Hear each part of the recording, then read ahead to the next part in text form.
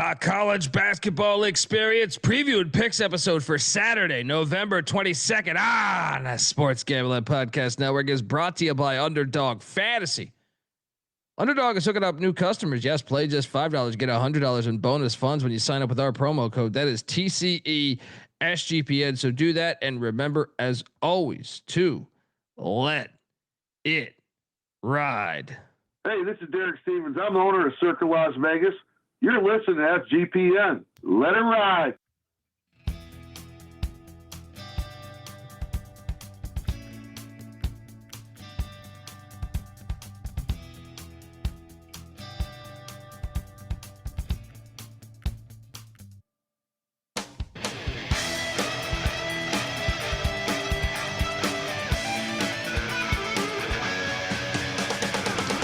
Yes, yes, yes.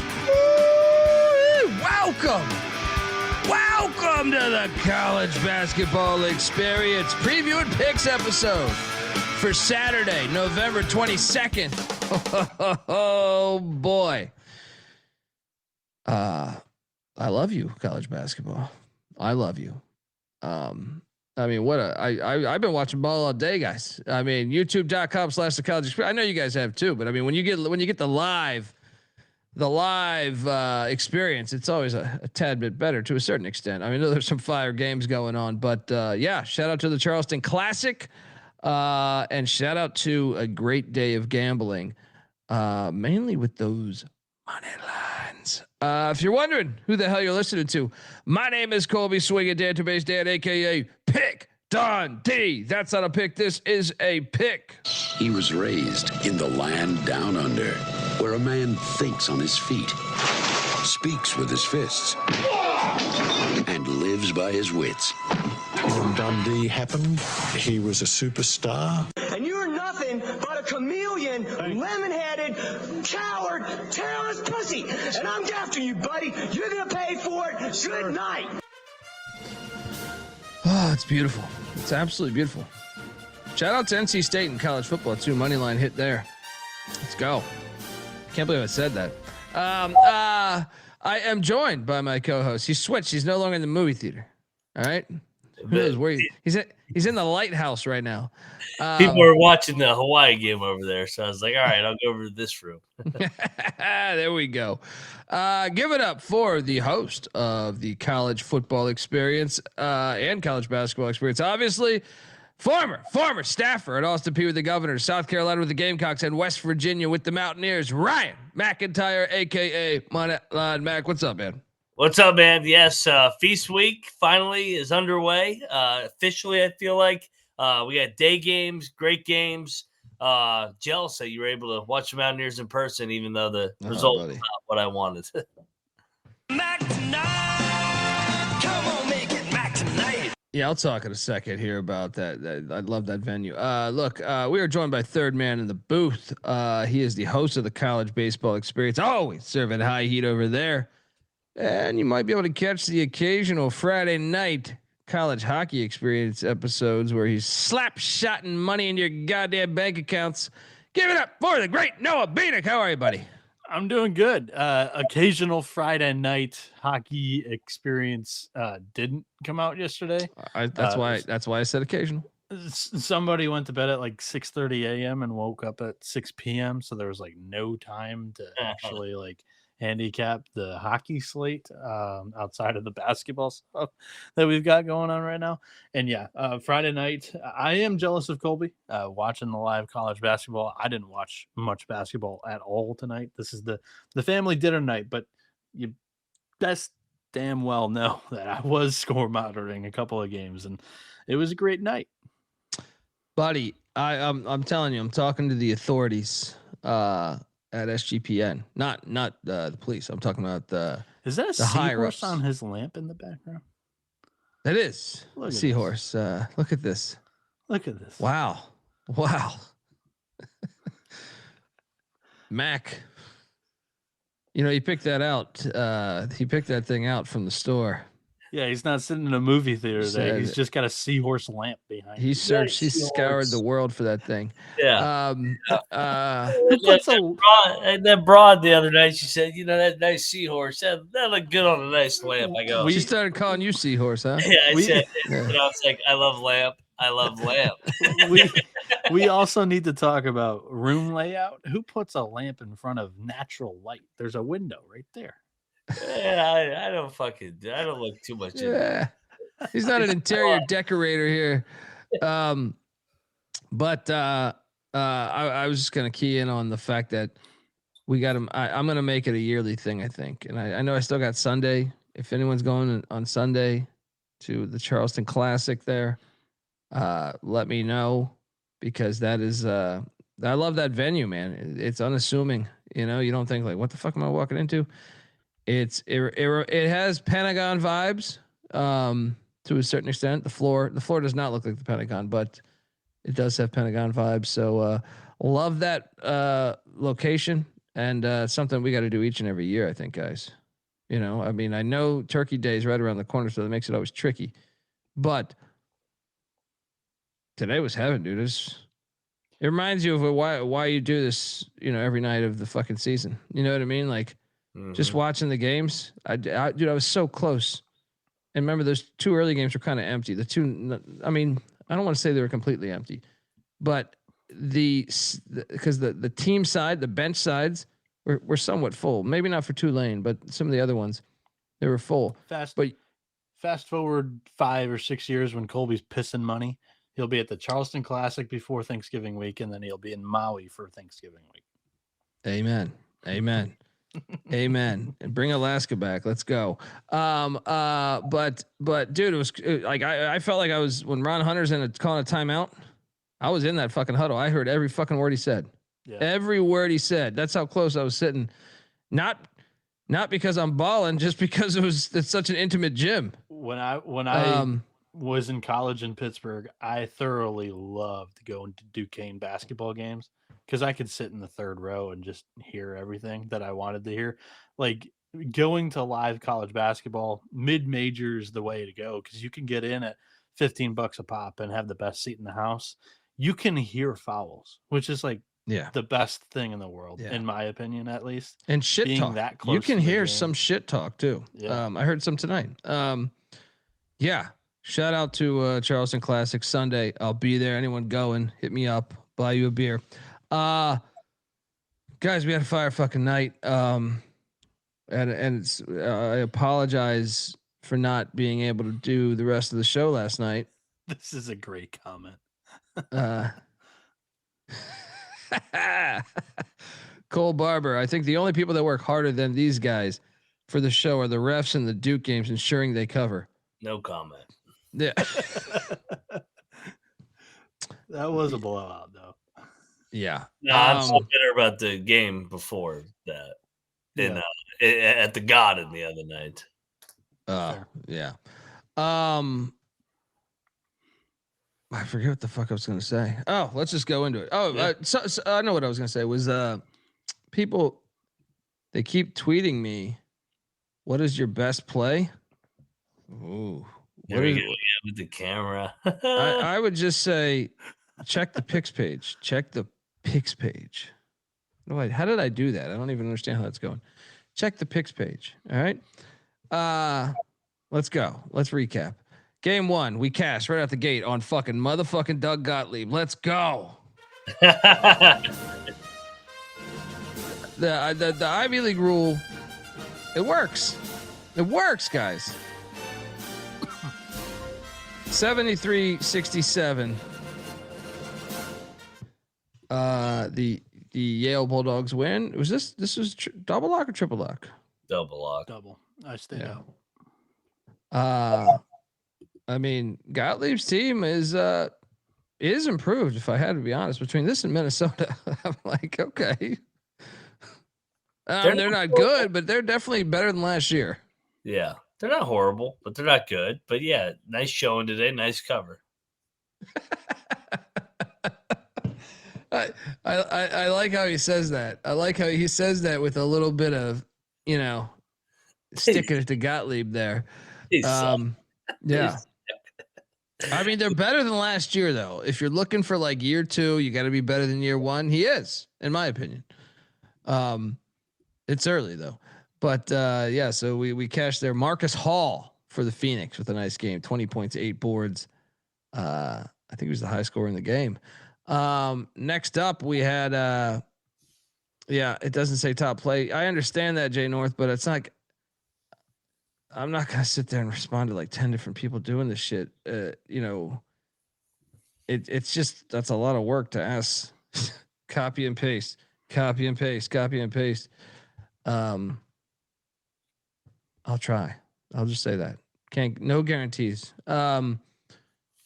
Utah State, Tulane. I was at this game and out the gate, Tulane was.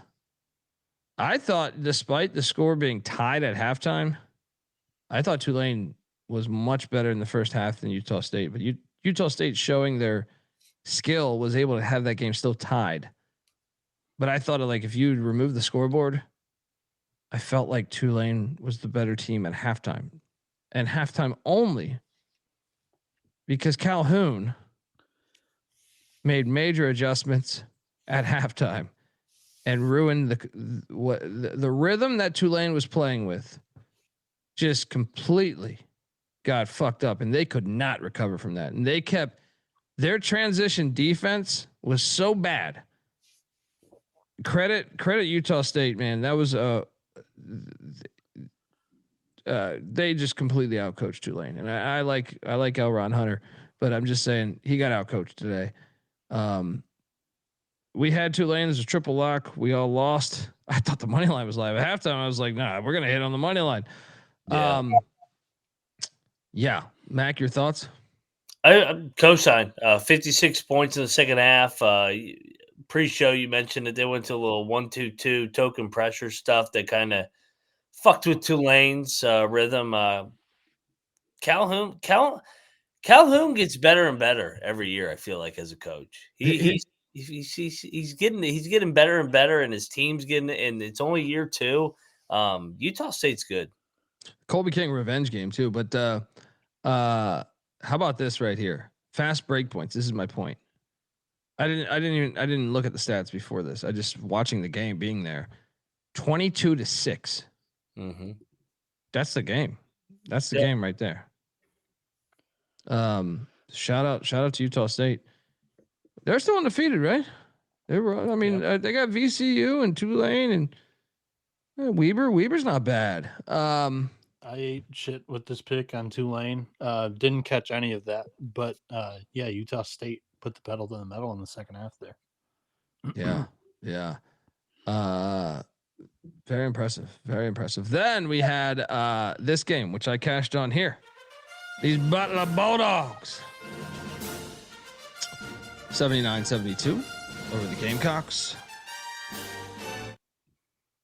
Don't tell me you battled me here. Don't tell me you fucking battled me here. No, I was on Butler, man. I love Butler. I think that I like the bounce back off the SMU game. I think that they're actually playing pretty well here. And South Carolina's limited. Yeah. I picked South Kakalaki, but Butler was controlling this game throughout. Yeah, it was an impressive win for the Bulldogs. Nice win for the Big East too. They needed it. Desperately. Then we had this game, which I did bet I'm done on Ooey Pooey, guys. I should have bet Alabama State. I bet Ooey Pooey. Just thinking, maybe say Alabama State played the other night. I'm done. I'm officially off this Ooey Pooey shit. You guys are sprinkling on me. I'm blaming you guys. The other night too. I had the over in this one. Did not come through. So that's the second time of their first 5 or 6 games that the over has not cashed. But that was also a little smelly because that was the lowest total they've had since opening night. So kind of learning still on IUPUI. It's only game 5 or 6 of the new era. Mac, did you watch this one? No, I did not. I score watched it because this was I think this is on the plus or flow. 100 20-point beatdown to Alabama State. Yeah, I'm gonna take IUPUI as a dog. I'm never gonna take them as a favorite again. I took Alabama State. I learned my lesson with the Long Island game. They're too fucking crazy.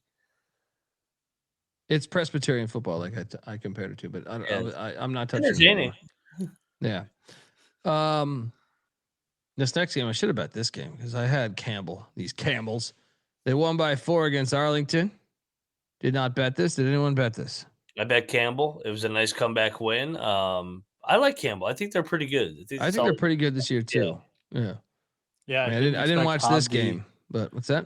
I didn't expect Hovde to be great out the get go, but they've kind of hit the ground running. Campbell, they've competed in a handful of the bye games that they've played too. I believe they only got crushed by, was it Wisconsin?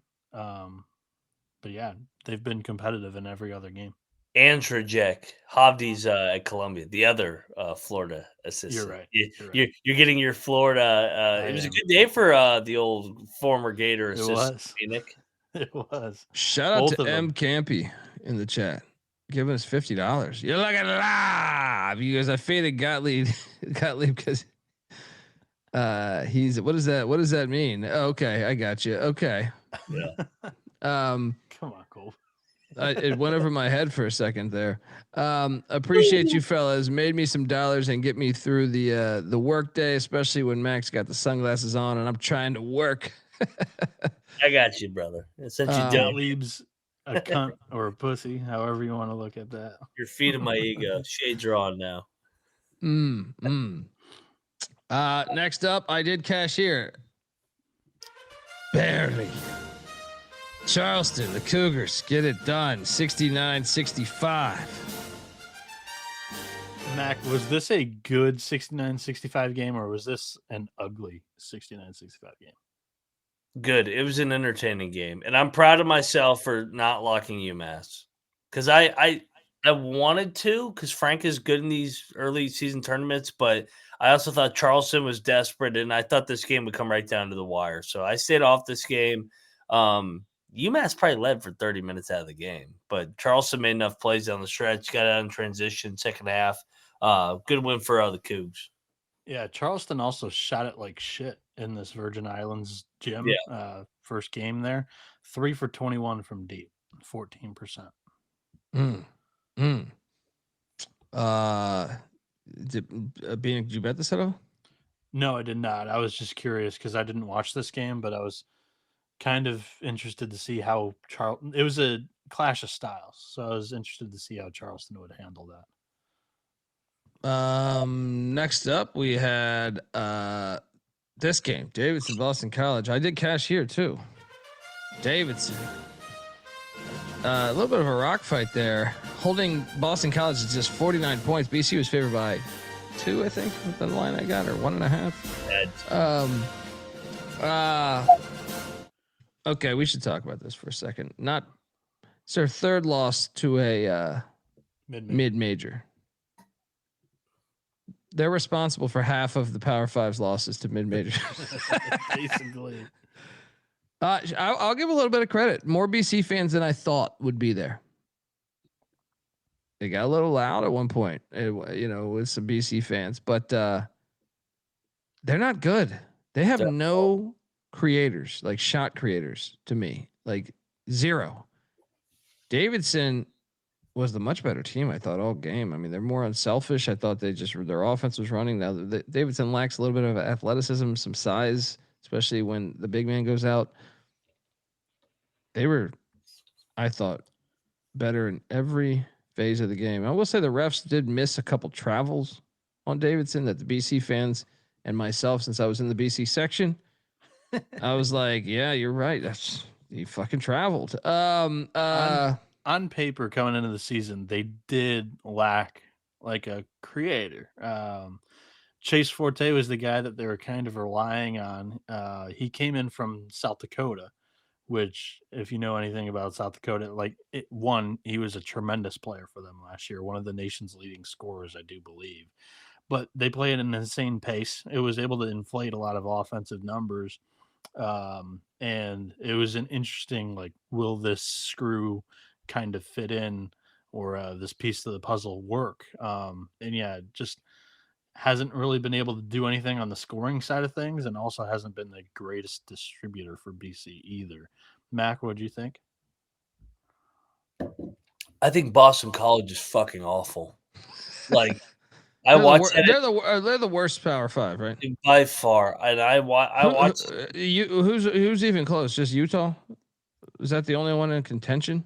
Maybe Probably. A&M, maybe. I don't know. I mean, Yeah, I mean, like, but they're even way worse than Utah. They're like, at least Utah has a couple guys that can make some threes and shots. These guys scored 49 against Davidson.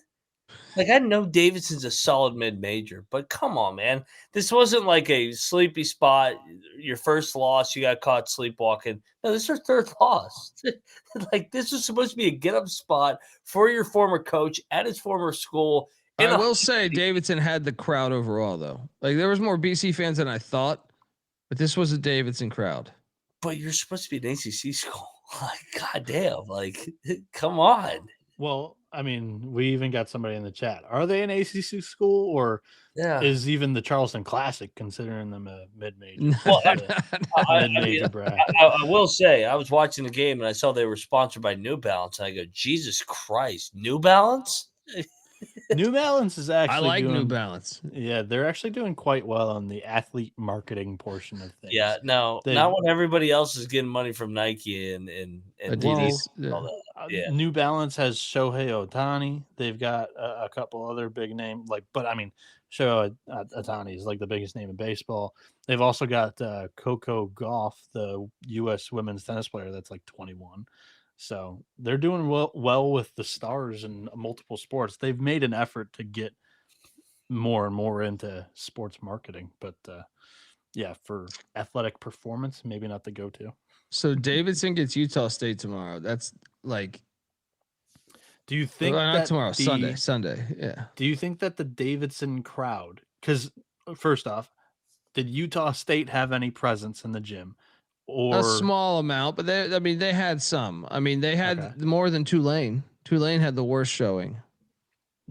Will Davidson's crowd play any factor Sunday against Utah State? It could, because they definitely have a bigger number, but I don't know if they're staying till Sunday because people check out sometimes Sunday to leave. So I don't know if that plays a role. They're also saying New Balance is based in Boston. Oh, there we go. I didn't even know that. They need to donate to the NIL to get some fucking players. That team sucks. They need to be mid-2010s shoe contracts. Yeah, that's a bad team. That was my takeaway. Good win, Davidson. Yeah. I kept this cash machine going with BYU. Locked it up. I mean, this was an easy play. I had Stacking the Money Green texting me, I'm in Vegas. What should I be betting? I was BYU 100%. He asked me about this one. Next time, just go the distance. But still, I didn't watch any of this game because I was at the game. But I score monitored. This was a game for Kevin Young because he was with the Jazz. Yeah, this was my worst play of the day. I thought Wisconsin on a revenge angle from the NCAA tournament would get up. Dude, they got drilled. And that game was awful. They played on the fucking Jazz court and the fucking floor was purple and shit. I did see that. What the fuck? Dude, I couldn't even watch that shit. That was a terrible game. BYU played out of their minds. I knew it would be a BYU crowd, but I thought Wisconsin would travel better. Why do they do that to the court? Why? No, that was horrible. I think that's I didn't watch. I think that's probably their mid-season tournament court. They all have fucked up courts. Carlton's saying Cooper Flagg is with New Balance too, and that is correct. We were talking about it last night. Like, BYU eliminated Wisconsin from the March Madness tournament last year, so we thought Badgers brought back some of the production from that team. They could have been a little bit more motivated, but they weren't. They got blown out here. I had the over. I luck boxed this cover like a motherfucker because in a blowout, I was lucky to get any points from Wisconsin down the stretch, and they ended up, in garbage time getting this cover for me on the over 160.5. So shout out to the the Badger bench. Yeah. Nice. Folks, what to tell you that the college basketball experience is brought to you by us. Yes, we are part of the Sports Gambling Podcast Network. Gear up for the holidays at SGPN in the merch store. We have the perfect gift for the DJ in your life with promo code HOLIDAY for 25% off everything. And I mean everything. You can get yourself a Mike Leach Swing Your Sword t-shirt honoring our friend. You can get yourself an Eat Shit Pitt t-shirt honoring the shit that Pitt is throwing out there every time they step on the hardwood, right? You can get yourself a Hard Ticket to Hawaii t-shirt or a Storm the Court t-shirt. There's a lot of cool shit out there. Go check it out. Perfect. Stocking stuffer there. So make sure you use the promo code HOLIDAY, 25% off everything SGPN store. That's available either in the app or sportsgamblingpodcast.com. The app is free to download. Just type in SGPN. And remember, as always, to let it ride. We're also brought to you by Novig. Yes, Novig is America's #1 sports prediction market. With Novig, you know you're getting the best prices because they're an exchange. Novig's available in 35 plus different states. Download the Novig app and get $50 when you spend $5 if you use our promo code. That is SGPN. So get in on the action with Novig, promo code SGPN. And we're also brought to you by Underdog Fantasy. Underdog is your home for pick'em entries where you can win up to 5,000 times the amount of money you enter. And Underdog's got a brand new offer for new customers. Play $5, get $100 in bonus funds when you sign up with our promo code. That is TCE SGPN. So do that and let it ride. All right. We are back. And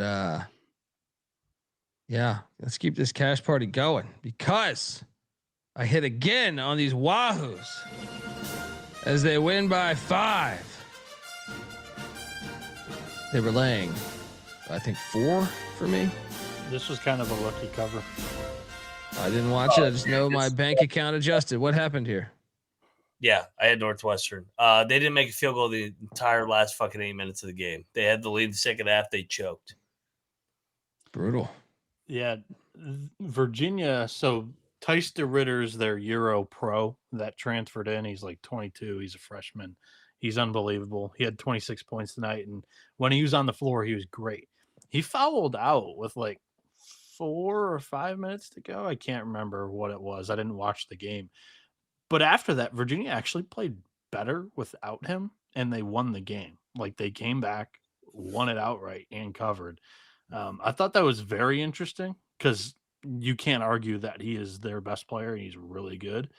But also, like, they seem to have, again, didn't watch it, but maybe a little bit more flow, and possibly the defense was better because Max said that Northwestern struggled to make a shot late. That kid from San Fran's good. Thomas. Malik Thomas is great too. That was a good get. Didn't watch the game though.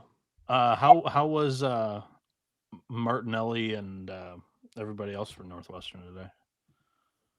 Man. Okay. The little guard was the one making most of the plays. Jaden Reed. Yeah, Reed, the kid from USF. So yeah. Martinelli, he kind of was a non-factor. Well, let's talk about this. Virginia 49 rebounds, Northwestern 25. Yeah. 16 offensive 35. Boards to 4. Oh no, 25. 25. Yeah. Killed him on the glass. They had 21 offensive rebounds.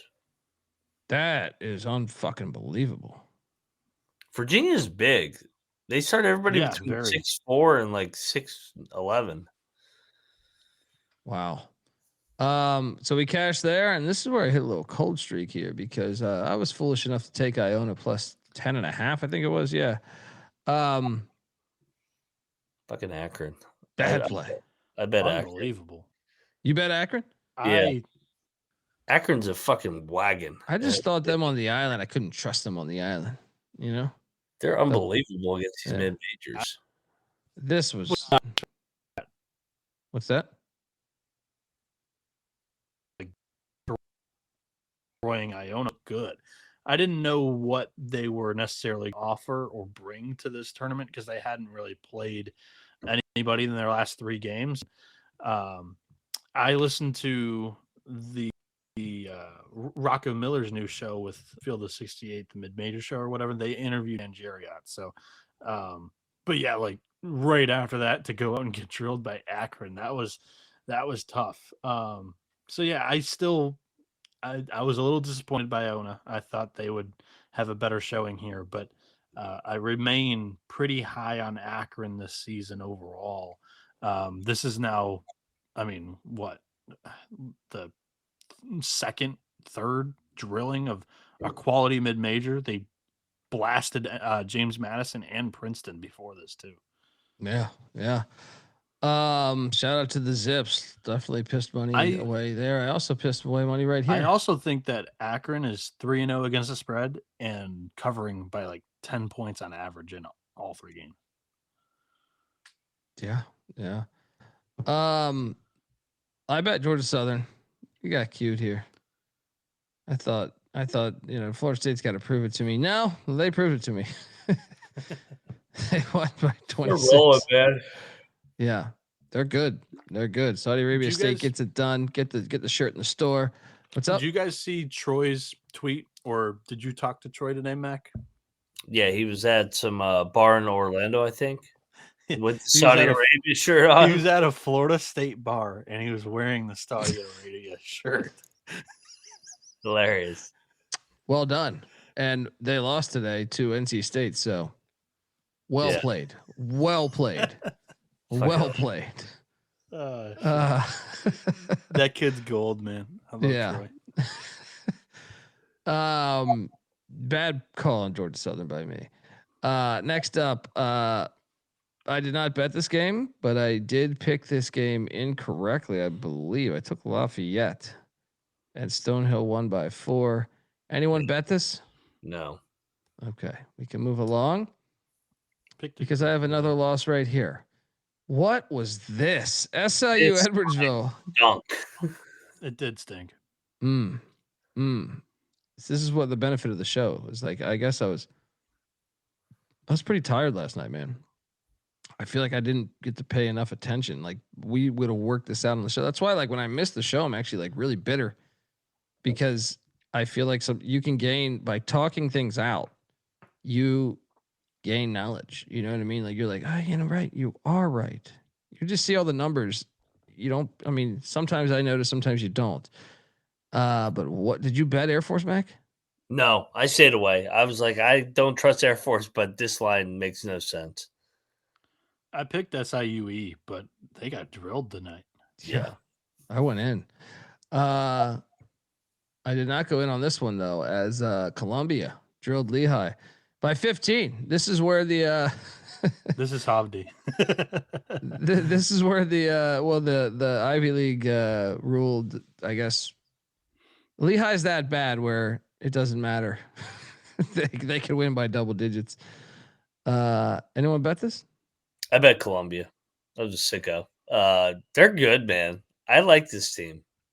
Yeah, Columbia and Campbell. I got them confused, but Columbia 4-1, Campbell 3-3, and like those 3 losses, 2 of them were bye games to Wisconsin and West Virginia. Both of these teams have been pretty solid so far this year. Mm-hmm. Next up, we have this game, which Detroit covered, I believe. They covered. Double lock in one of our favorite picks. I should have bet this. I picked this correctly. I just should have bet. You guys double lock this? Izzo's boy. That's threw it in the favorite locks episode too. It's benefits to pay or to be here. Next 2 games, like I said, I hit my tough streak, man. But these 2 ones were fucking brutal, man. I had Cincinnati plus 9.5 points. Louisville wins by 10. Unfucking believable, man. This was a 4-point Louisville or Cincinnati lead at halftime. Come on, man. We're getting 9.5. We have a 4-point lead at halftime. Come on, you're in Cincinnati, dude. No, they were in Louisville tonight. Well, I don't know if you. I don't know if you saw any highlights or clips. No. Louisville took over that building. Yeah, I mean, there still were a boatload of Cincy fans, but yeah, Louisville fans fucking traveled well.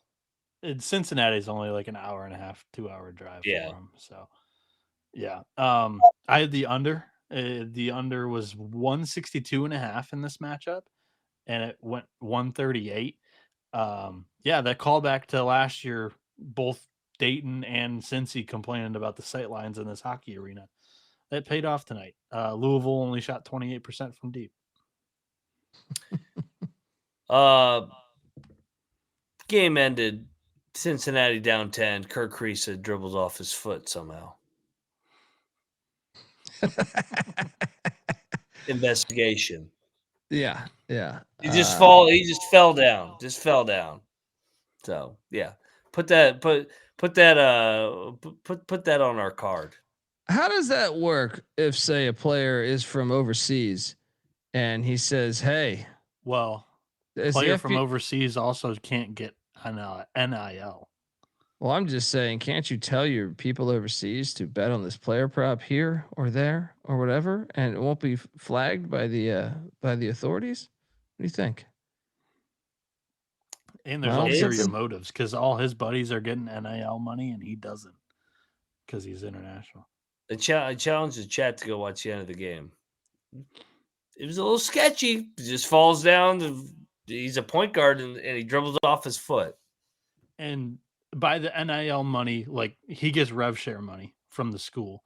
But the NIL, it doesn't work with like the internationals. I don't know the relationship or the rule there, but I do know that's the case because Vlad Golden didn't get any NIL.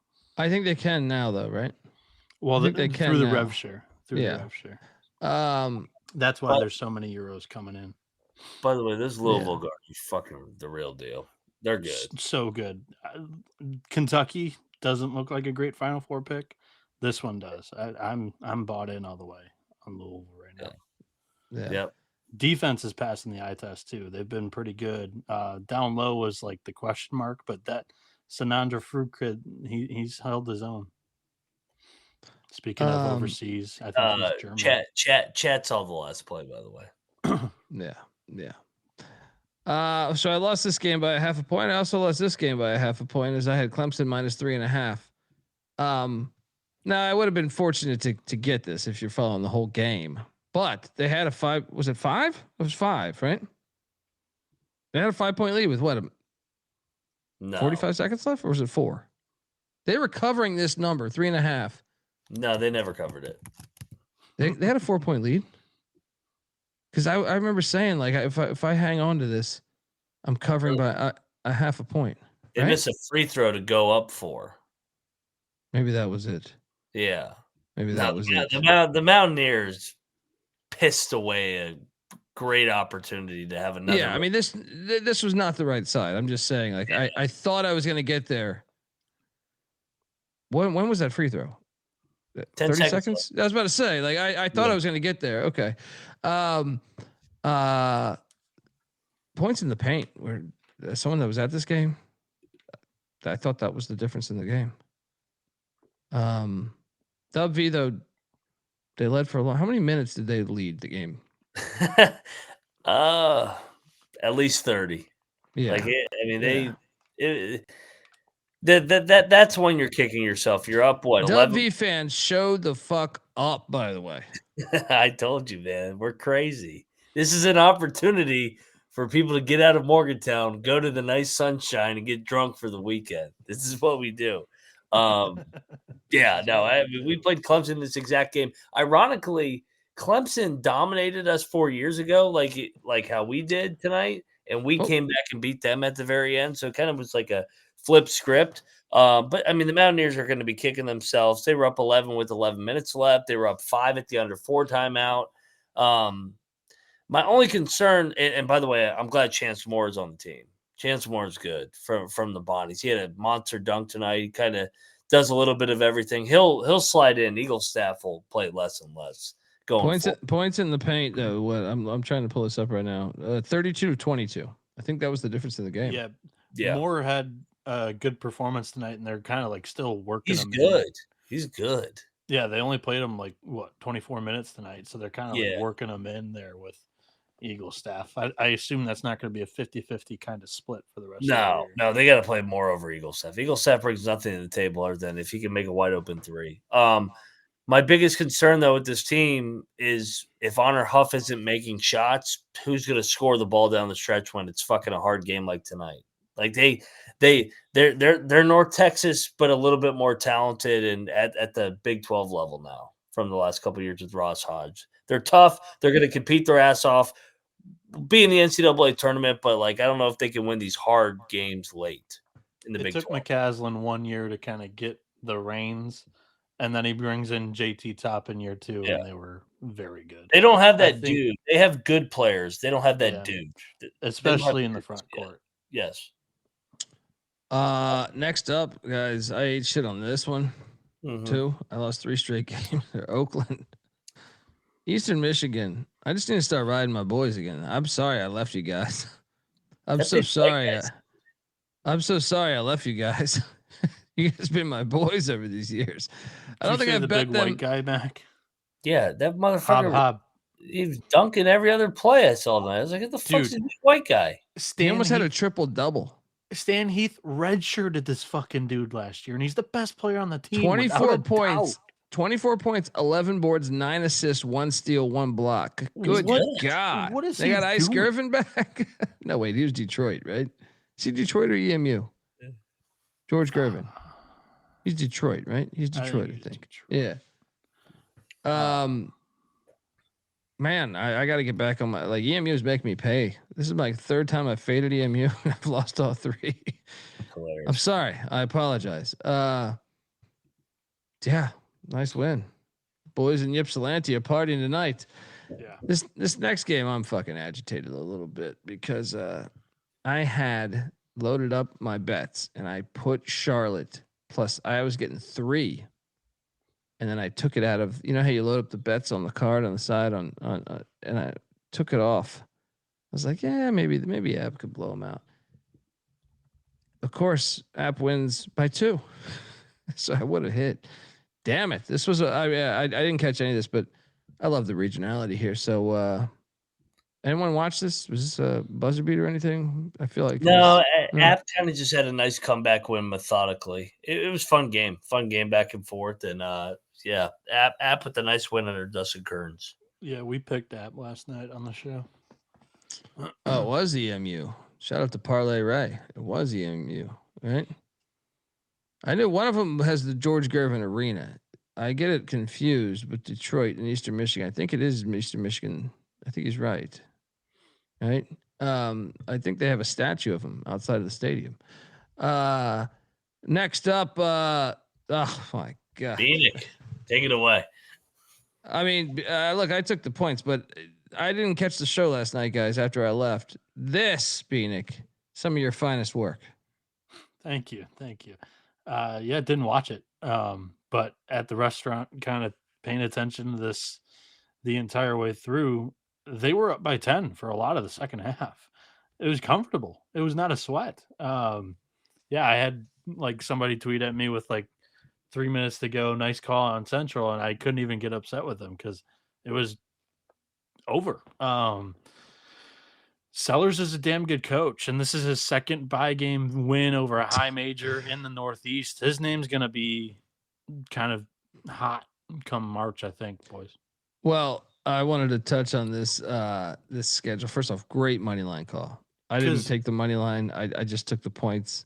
He rebuilt it this year. He had almost nobody coming back, and this is his 2nd bye game win over a high major. That's an impressive, damn good coach. Yeah. Shout out that's a great look. So I just want to touch on this schedule so far. So they beat Vermont State in the opener by 70, right?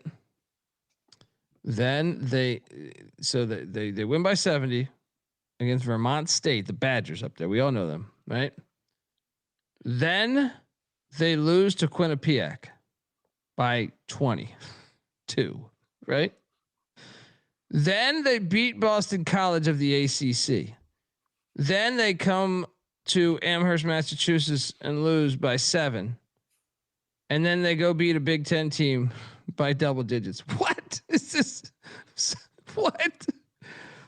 I mean, I love it, but they can't. Oh, they can only beat D2 or Power 5 teams. Any mid-major they lose to. Mac, your thoughts on these real Blue Devils? I think Patrick Sellers should be in line for a nice upgrade job here. He's a good coach, man. He's done a great job over the last three years here. So yeah, great win at Rutgers. We kind of talked about Rutgers been playing with their food a little bit. Yeah. I thought that this was the lowest line so far, and Bieniek did sway me. I should have hopped in on the money line with them. So good call to you, Bieniek. Well done with the Blue Devils. Shout Plus, out to like coming into the year too, I was talking to Colby when you were gone. Central had almost no continuity. They were rebuilding this year. They lost a lot of last year's team that had won like 2 straight conference titles. I thought that this year Long Island was the rightful favorite in the NEC, and Central Connecticut State looked pretty damn good. And shout out, people are just throwing us money right now. Bieniek, $5 here from Jay North. Talking about what is this? Cincinnati, BC. Louisville lack of fans. BC though is in of- Boston College. Oh, okay. No, okay. because Okay. One, the price of the ticket in off-campus games. That off-campus games do fucking blow, but It did suck. yeah. Like when you Well, watch I mean- it, when you watch it tomorrow, you'll be like, "This is disgusting." That the game looked like this when you had the Yum Center, and then you had I'm drawing a blank on Cincinnati's fucking arena. Is it UC Arena? Because I know their baseball field is just UC Diamond or whatever. It's just saying with Bob Huggins they- arena. They forfeited their home court advantage. Louisville had the building. I know. And Without a doubt. remember, they did this in football this year with Stop. Nebraska. They were supposed to play at Nippert, and they moved the Nebraska game. Well, they originally moved it to Lucas Oil, but then they were repairing filthy ass Lucas Oil, and then they moved it to Arrowhead. Right? I mean, what are they doing? They're costing themselves if because they would have beat Nebraska in Nippert, and they would probably be in playoff talk right now. Yep. They're Great killing shit, themselves. Georgie. Fifth Yeah. Third Arena. That's what it's called. And it's a beautiful arena, man. That's what's like. What the fuck are you doing, Cincy? What do you think about that logo I gave you guys? They got to own that. That logo. For the is the- Bearcats? No, Central Connecticut State here. Oh, yes. They got. Why do they not use that the whole time? They got to own that. That shit What is is that? fucking. Half cow. Who half is that devil? guy? That's their logo back in the day. They got to get back into that. Look at that. Hey, Come on. And Colby, this just hit me because I got Big New or I got FS1 on in the background with that Hawaii game.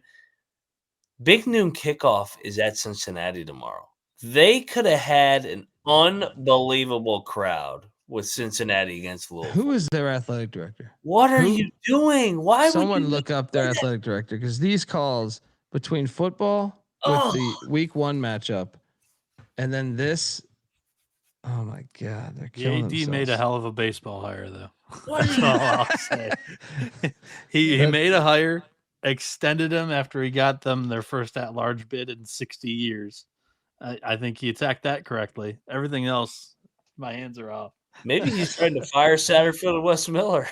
He's like, maybe. "No, I'm here Well, for I you." don't think he hired Yeah. them. I don't think he hired them. If memory serves me correct, I want to say like, No home games for you. yeah, that's maybe his all you- angle. Yeah. Yeah. All right. Yeah. Let's play Nebraska and fucking Arrowhead, and then we'll play fucking Louisville at downtown. So it's a neutral site. Like, God, what are you fucking doing? Yeah, and Cincinnati. Jerry Davis says Pardon. that logo freaks me out. That's why they should keep it. The other Blue Devil we've seen a million times. This has personality. You're sitting there. You're on the fence with this one. You're like, what am I looking at here? So Cincinnati's athletic director, John Cunningham, took the job in December of 2019. His tenure began with COVID-19 in the bio. It includes that. Give a fuck. Yeah. Reading. I love how he put that in the bio. Yeah. Just so you know, I was means working he- against that the means he odds. sucks at his he's job. not. Yeah. He's That not means- writing that. That's Yeah. the SID or whatever. How do you know he's not writing that? Well, he might be like, hey, Put put this that- in there. Yeah.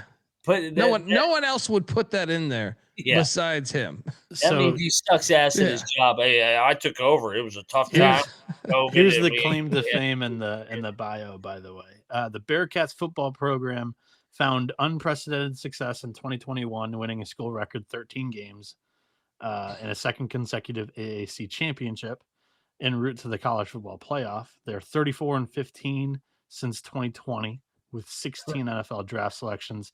Cincy Golf has the most success in program history with a Big 12 or a regional championship. Well, do you remember what happened that year they won the AAC?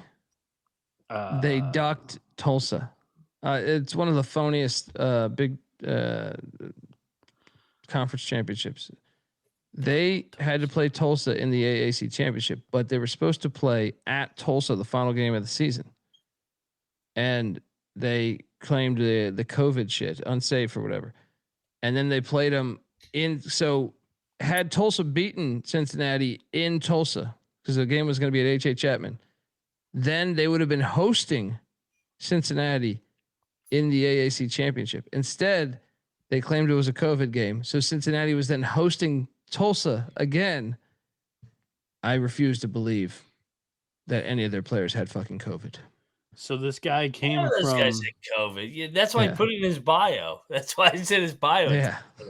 So I think I made a better statement in defending or like bolstering up this guy's resume with the baseball hire, because the first at-large bid in the NCAA tournament in 60 years is damn good.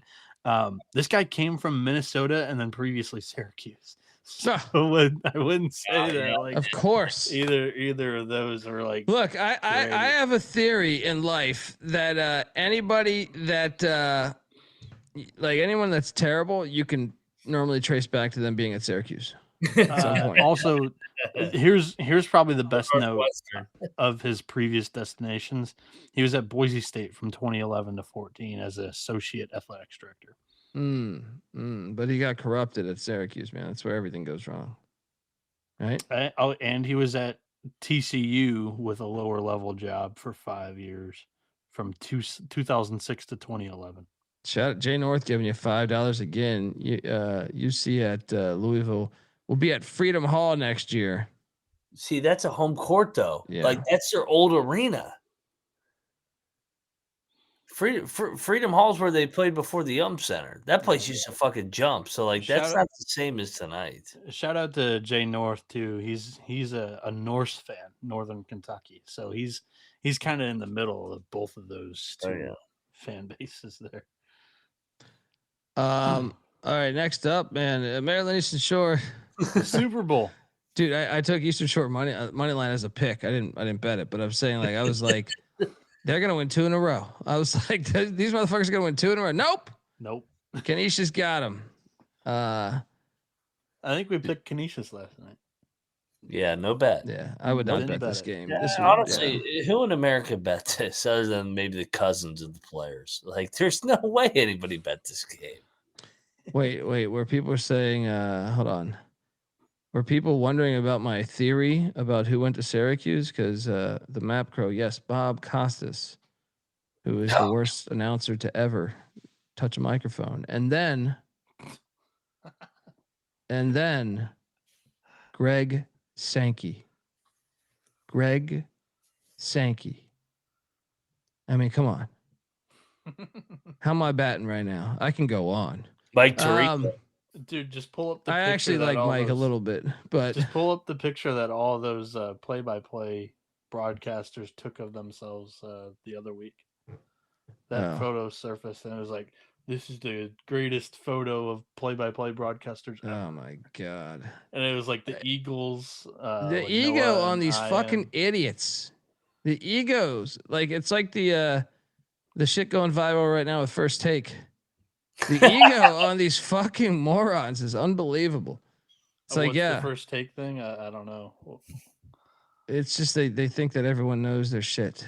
Gotcha. I had no idea Cam Newton was on First Take either.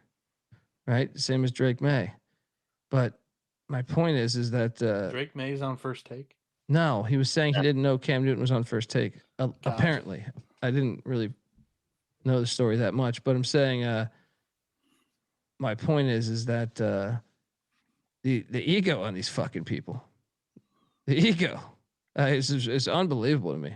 Yeah, the superiority complex. It's unfucking believable to me. But it's like I'm talking like Costas, like they think their shit doesn't stink. It's fucking fascinating to me how you could just go right into broadcast. Like, what do you really do good? You talk about sport. We all love talking about sports.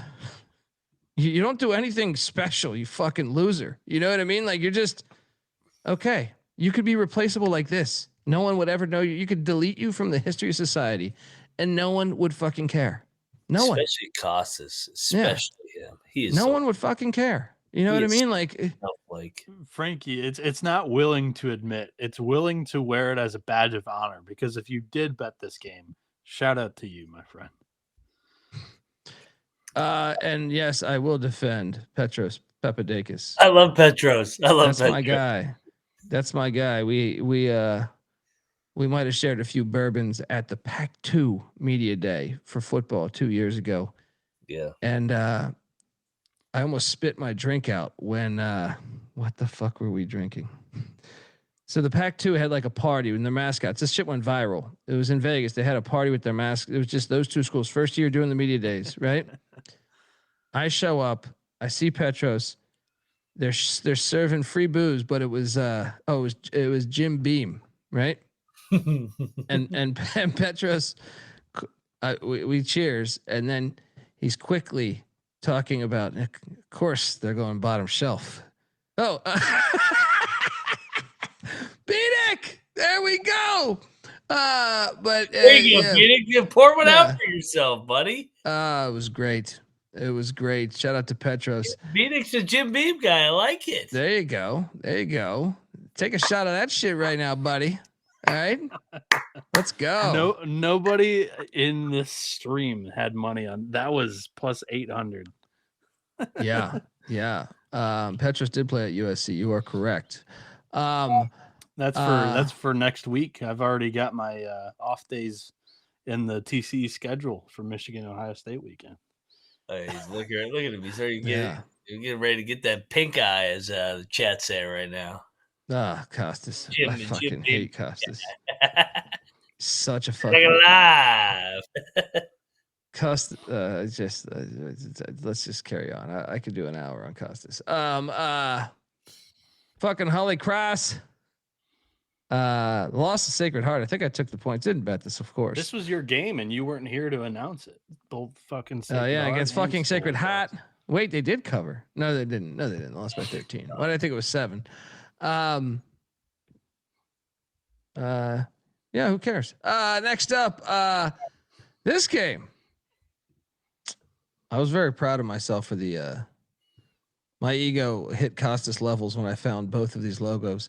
I just really appreciate the Kentucky logo. Why do they not go to that nonstop? Kentucky won by 1,000 today, guys. Yep. 88 to 46. Why do we not bet that? Yeah, I should have bet that. Yeah, I bet it. Shout out to Rob Donaldson giving us $20 just so Bieniek will take a shot. Also, he reminds us that Jim Boeheim killed a guy once. He's probably picking boogers while he was driving in the snow. Come on, you gotta take a shot. You hit a couple money line dogs. You gotta take a nice little swig of that Jim Beam. We're good. You only live once. It's Friday night.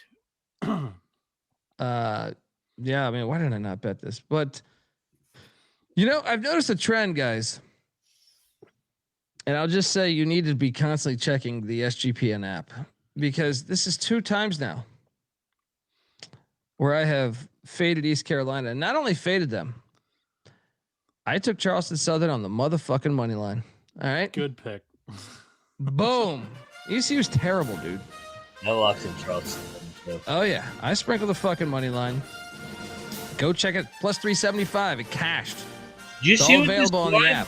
Did you see what this line closed at? It's like 11, right? Wasn't it 11 or 10 and a 13 and a half? I was like, what? What did they like? Okay, look, I love ECU. Watching this team, I'm just like, this is a terrible basketball team. Yeah, they're usually better at home too. That's why I was like, I'll take ECU.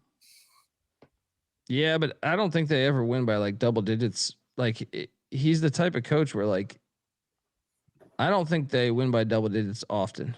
You know what I mean? Like it maybe sometimes if they're like a 5-point dog, they might win by 12. When they're favored by double digits, I think you can never bet East Carolina. Never. Like I think the money line's live my entire life. Coach proof. If they're a double digit favorite, I would bet the dog every fucking time. How about them losing by double digits as a double digit favorite? Yeah, they're terrible. They're not a good basketball team, dude. I watched the whole Richmond game. I watched the fucking Elizabeth City game where they won by 1. I would power rate them the worst team in the AAC right now. I'm trying. Who am I missing? Is there someone worse? I don't think so. Yeah, there's somebody worse. Who's worse? He's gonna get fired then. Who's worse? Can you get fired off the most wins in ECU basketball since like if the bottom falls out? Well, I don't know that anyone's worse, but also Bieniek. Yeah, we can make this is my theory. Like we're still alive to make the college football playoffs. Yeah, true. So our basketball team is terrible. Shout out to Frankie giving us $20. People choosing not to not work all over this world. Meanwhile, the men at SGPN. There we go. Inserting Maryland Eastern Shore logo. See you Sunday, brother. Let's go. I'll buy you a beer, man. ECU is a terrible basketball team, and there's no dancing around that. You know what I mean? Like they're just not there. They don't have any guys. They have one guy. All right. We'll probably win a few games. Like I'm looking at the schedule right now.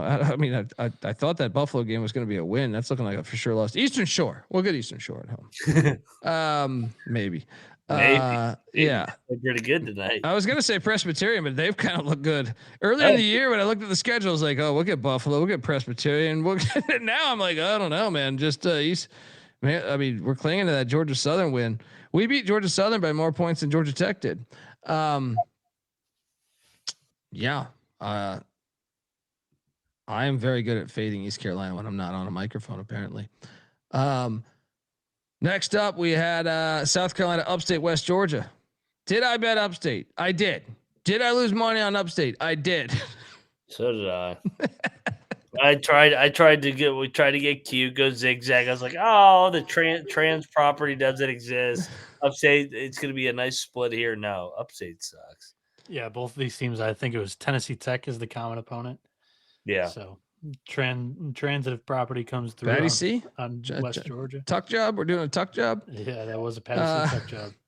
Shout out to Danny Dumpshit giving us $20. Cheers to the rankings kings of Michigan and his moneyline dogs. What is the current Michigan rankings, Bieniek? State 1, Michigan 2. Eastern has got to be climbing up a little bit, right? 3 is always the toughest. It's like who's typically better. We got to get a graphic. I want to get a graphic with the mitten, right? Well, and the problem is the other 4 are like bottom 100 in the country. So, but I want each city pinpointed like a real map would be on the mitten. Yeah. Of all the D1 schools, and you pinpoint it just like a real map. Like Scotland Yard would have of something, you know what I mean? Like boom, pinpointed on a fucking wall with the note of what place they're in. Can we work on that? We got to get somebody working on that. Yeah, we can do that. What is this, year 3 of those? Year 3 of the Michigan rankings. I think right now, the Michigan rankings tiebreaker was just EMU beat Oakland. So they're 3. Oakland 4. Central 5. And then Western's got to be last, right? Yeah, it's probably Detroit 6, Western 7.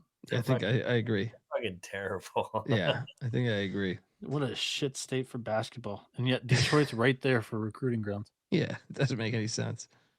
Does not make any sense. Next up, we have a game that some say doesn't make any sense. Niagara Falls at Cameron Indoor Stadium.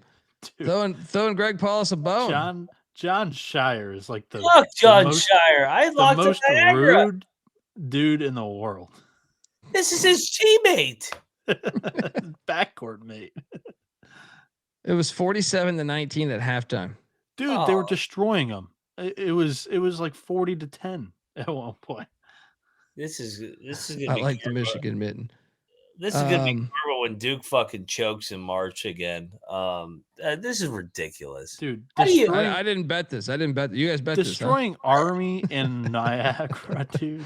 Dude, I don't want to hear any more about this Duke brotherhood bullshit. Yeah. Like, there's no brotherhood. He's fucking running up on his brother. I mean, come on, it's Niagara. Take your shots out. Speaking of the brotherhood or whatever, like Duke's a bunch of fucking frauds. This is the Brotherhood MTE or something, like, because they hosted.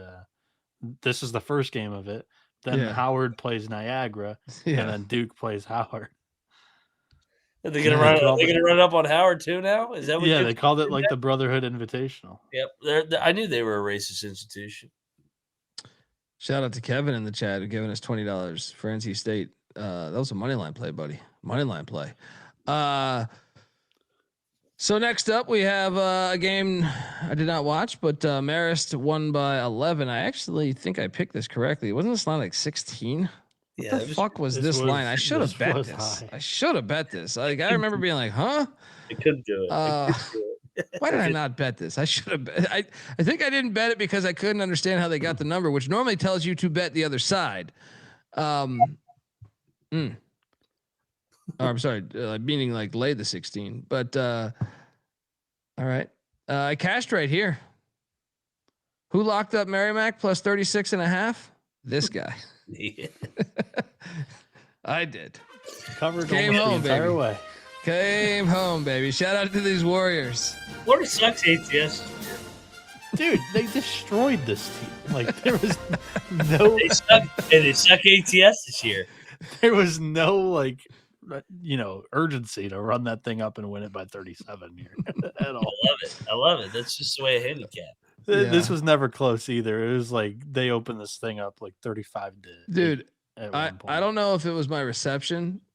So I was driving. Like at this point, I think I was starting. I think I was driving back. Yeah, no, but I was trying to. For some reason, like I was checking my account, and I was like, "Why isn't it uploaded?" And I was like, "Is there still like free throws on the clock or something?" I'm like, because it was right on that number. So I was just like, You ever had it where like a bet just didn't like it's been like 20 minutes you think since the game ended and you're like, how the fuck is this thing not cashed yet? Yeah, it's usually a Long Island game. Yeah. Shout out to Mary Mac for coming in here. Shout out to Pure Ruckus as well. Jake Paquin, yes, that's our guy. Florida got their first point from the 7-9 Olivier Ryu tonight too. Yeah, that's not a big enough storyline.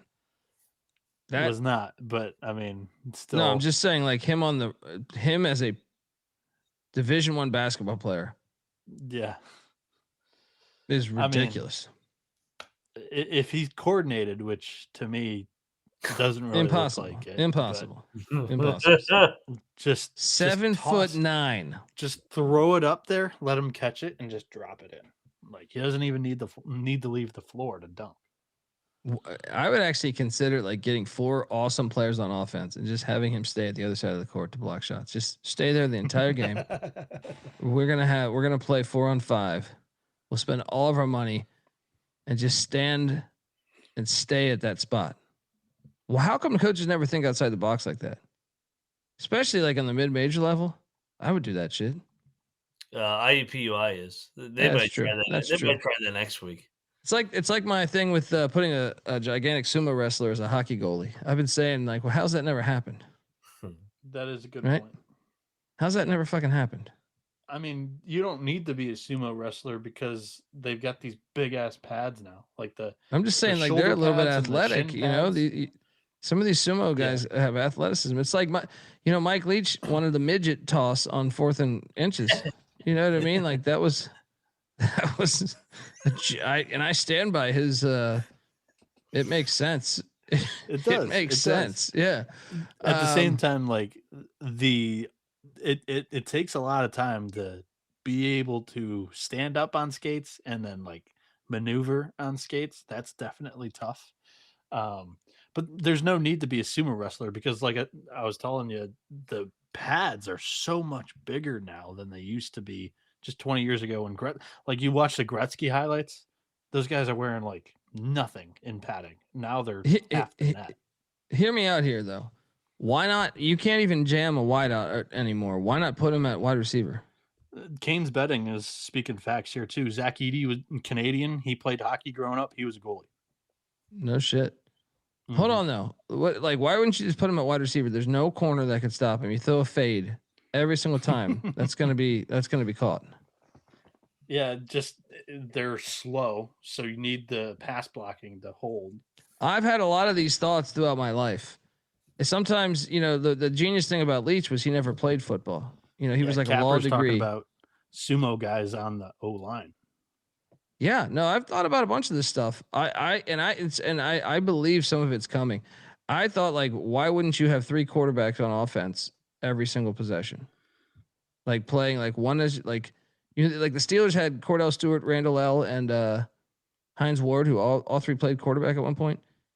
But they were so conservative with it. They should have been like every single play, just having them throw. You don't know who's going to throw the ball every single play. When's that coming? It's got to be coming at some point.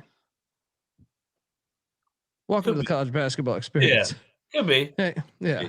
Stay tuned. Shout out to Charles Walker. Nothing like listening to Dundee after a fat blunt. Amen. Amen, man. so Amen. That's what I'm here for. All right. Man, you need it after tonight too. Next up, Morgan State Old Dominion. Old Dominion won by 32. I think I picked this correctly, but I did not bet this game. Mac? I did not bet this game either. Good win for Old Dominion. I picked it right. Win, I guess. And they've been such a hard team to figure out this year. Very hard. Yeah, they have been.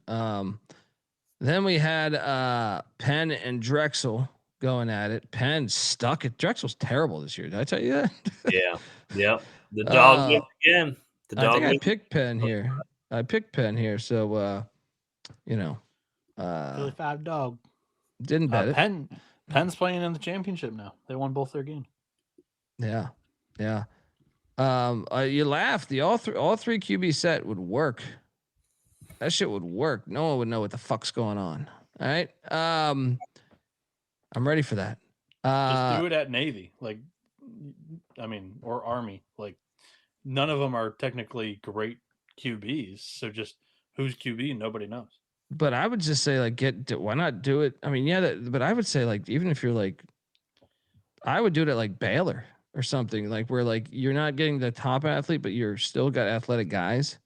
You know what I mean? Like, so it's like, I just think each time, especially in that situation, and granted that was the NFL where that happened, where all 3 were there. I just think it would be very hard to stop. Each play, you have to decide whether you're running or passing. I know the linemen have to tell you a little bit there, but I'm saying. I think it's NFL too. Like the Detroit Lions have 4 former high school quarterbacks on their starting 11 on offense. See what happens is though they hire football guys. It takes someone from outside the football world or basketball world, whatever. I feel like it always takes someone breaking in. Like I was saying, Leach was like a lawyer. He went to school for law, and he like told his wife, like, I'm either gonna hate my life the rest of my life and make a lot of money for you, or let me coach sports, and I could potentially get rich down the line. And she's just like, do what you love, right? But he always had crazy thoughts like this shit. Hey, I'm gonna pass the ball 1,000 fucking times. You know what I mean? And it takes. Well, there's a bunch of different coaches like this. If you look through history, the ones that didn't come up in the sport are kind of the ones that are innovators. I had a lock right here. It stunk, but I dove into the stink. Wilmington. It stunk like crazy. Let's go. Lay the 4.5. We cashed. Did you go in, Mac? No, I should have, man. I fucking stayed away. I thought it stunk like hell, but I agreed it was the right side. Bieniek? I took Wilmington. I didn't bet it. Surprised you guys didn't roll. Okay. All right.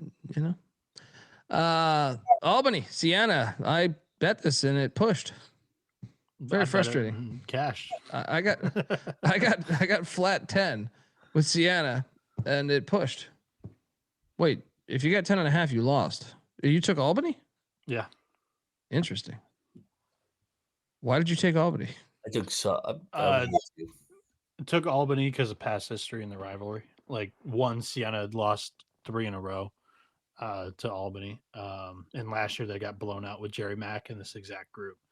But also like most of the time the dog was within 10 points in the game. So I was like, Interesting. Take Albany and I'll lock it up. Interesting. Okay. I just thought them coming off the loss. But Mac, did you bet this? Yeah, I bet Siena. 8 shit. You got 10.5? Nope. I got 10. I never even saw 10.5 besides making the slide, I guess. But I love that rivalry though. I'm kind of upset that I wasn't able to watch it tonight. yeah, Jerry got 9.5. Wish I would have got that.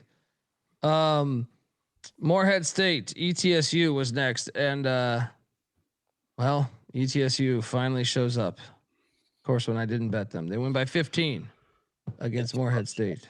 You love What's that? I said, don't you love that? Looked like shit the whole season. We lost on them like we went to bat for them a couple times. So this has got to be the game. This has got to be the game. And then we don't touch it, and boom. Shout out to the Buccaneers. How about this one? Is Coastal way better than what we think? I ate shit on this one. I was like, Coastal's a road favorite at Western Illinois? No way. But yeah, good win. I mean, when you look at, remember they beat Winthrop. Mm-hmm. Yeah. I know they're 2-2. How did they lose to Western Michigan? What the fuck? I don't know. That's what had me fucked up. I was like, I can't trust this. And this one's Western Illinois' MTE too. They just They got once tomorrow. Destroyed. They paid both Coastal and North Dakota to come play in their MTE, and that's pretty bad. That's all-time low. All right. Now I didn't watch this whole game, but sometimes life's just working out in your favor, and you happen to enter the bar at the perfect time. And I got to see the final 5 minutes of this game. This was perfect. I mean, sorry, Charles Walker. I know you're making another blunt. Because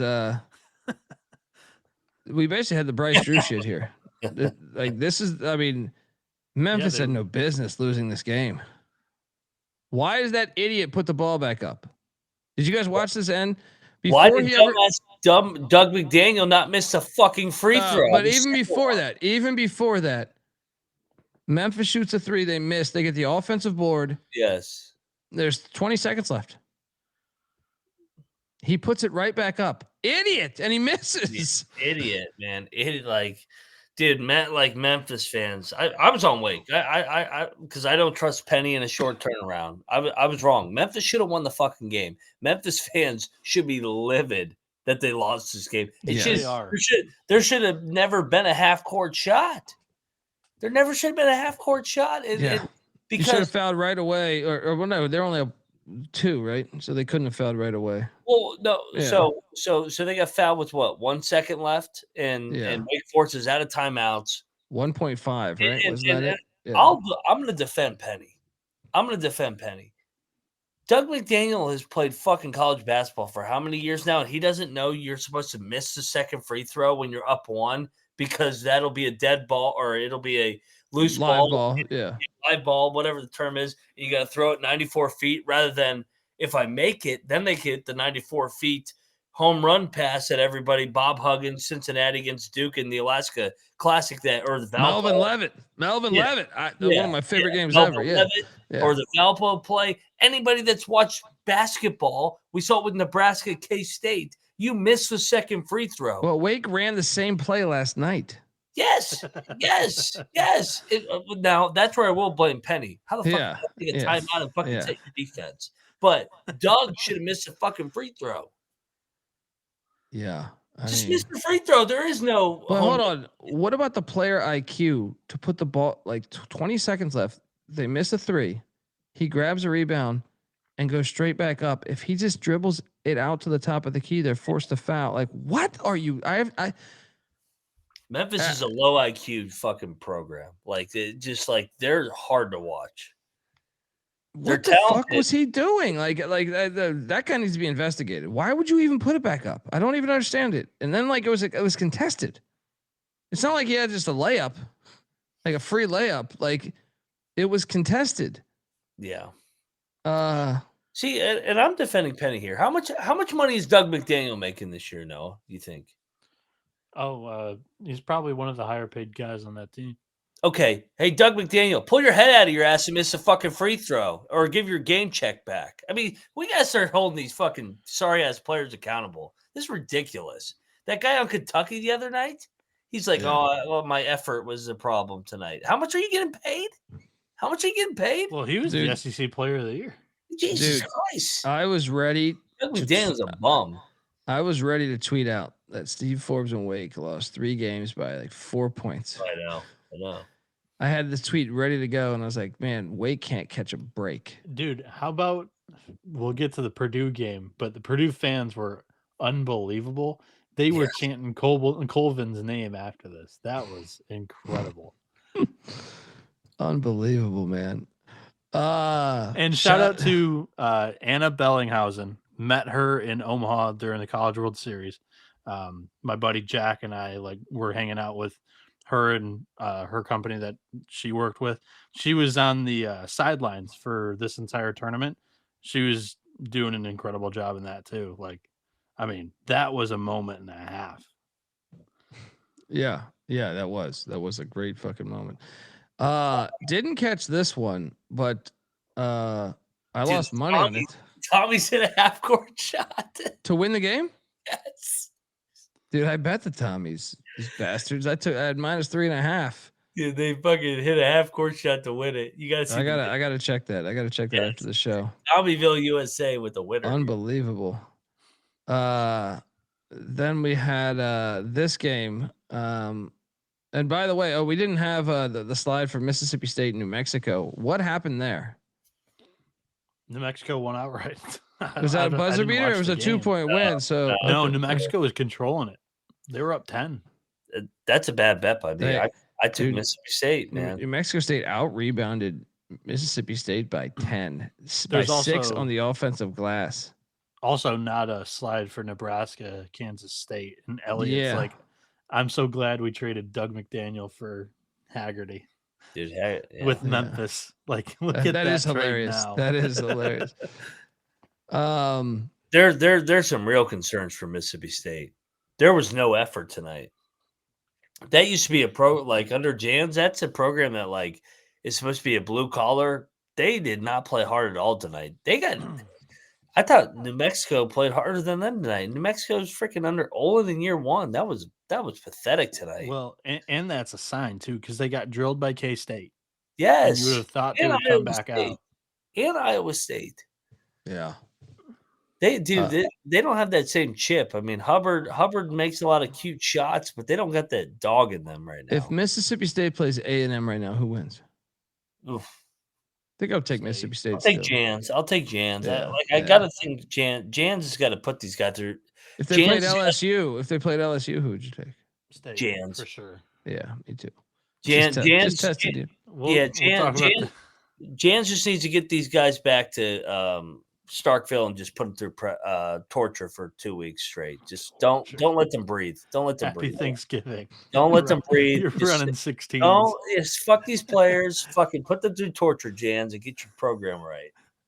UAB put their players through torture, I think, after they lost to Alabama State because they've been fire since. Just imagine doing that after Thursday Thanksgiving dinner.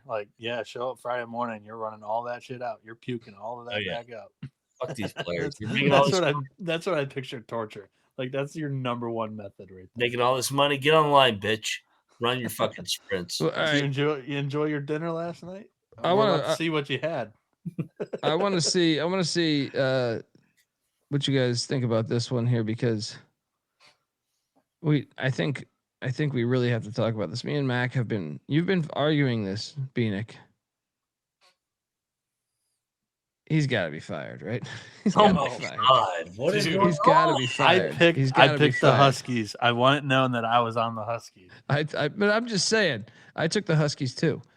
But you lose by fucking 20 to Northern Illinois. He's gonna get fired, dude. This is a different story. This is an assumed win game. I assume that you're beating a team that is full of skeletons. NIU is going to the Horizon League next year. Everybody from this team left after last season.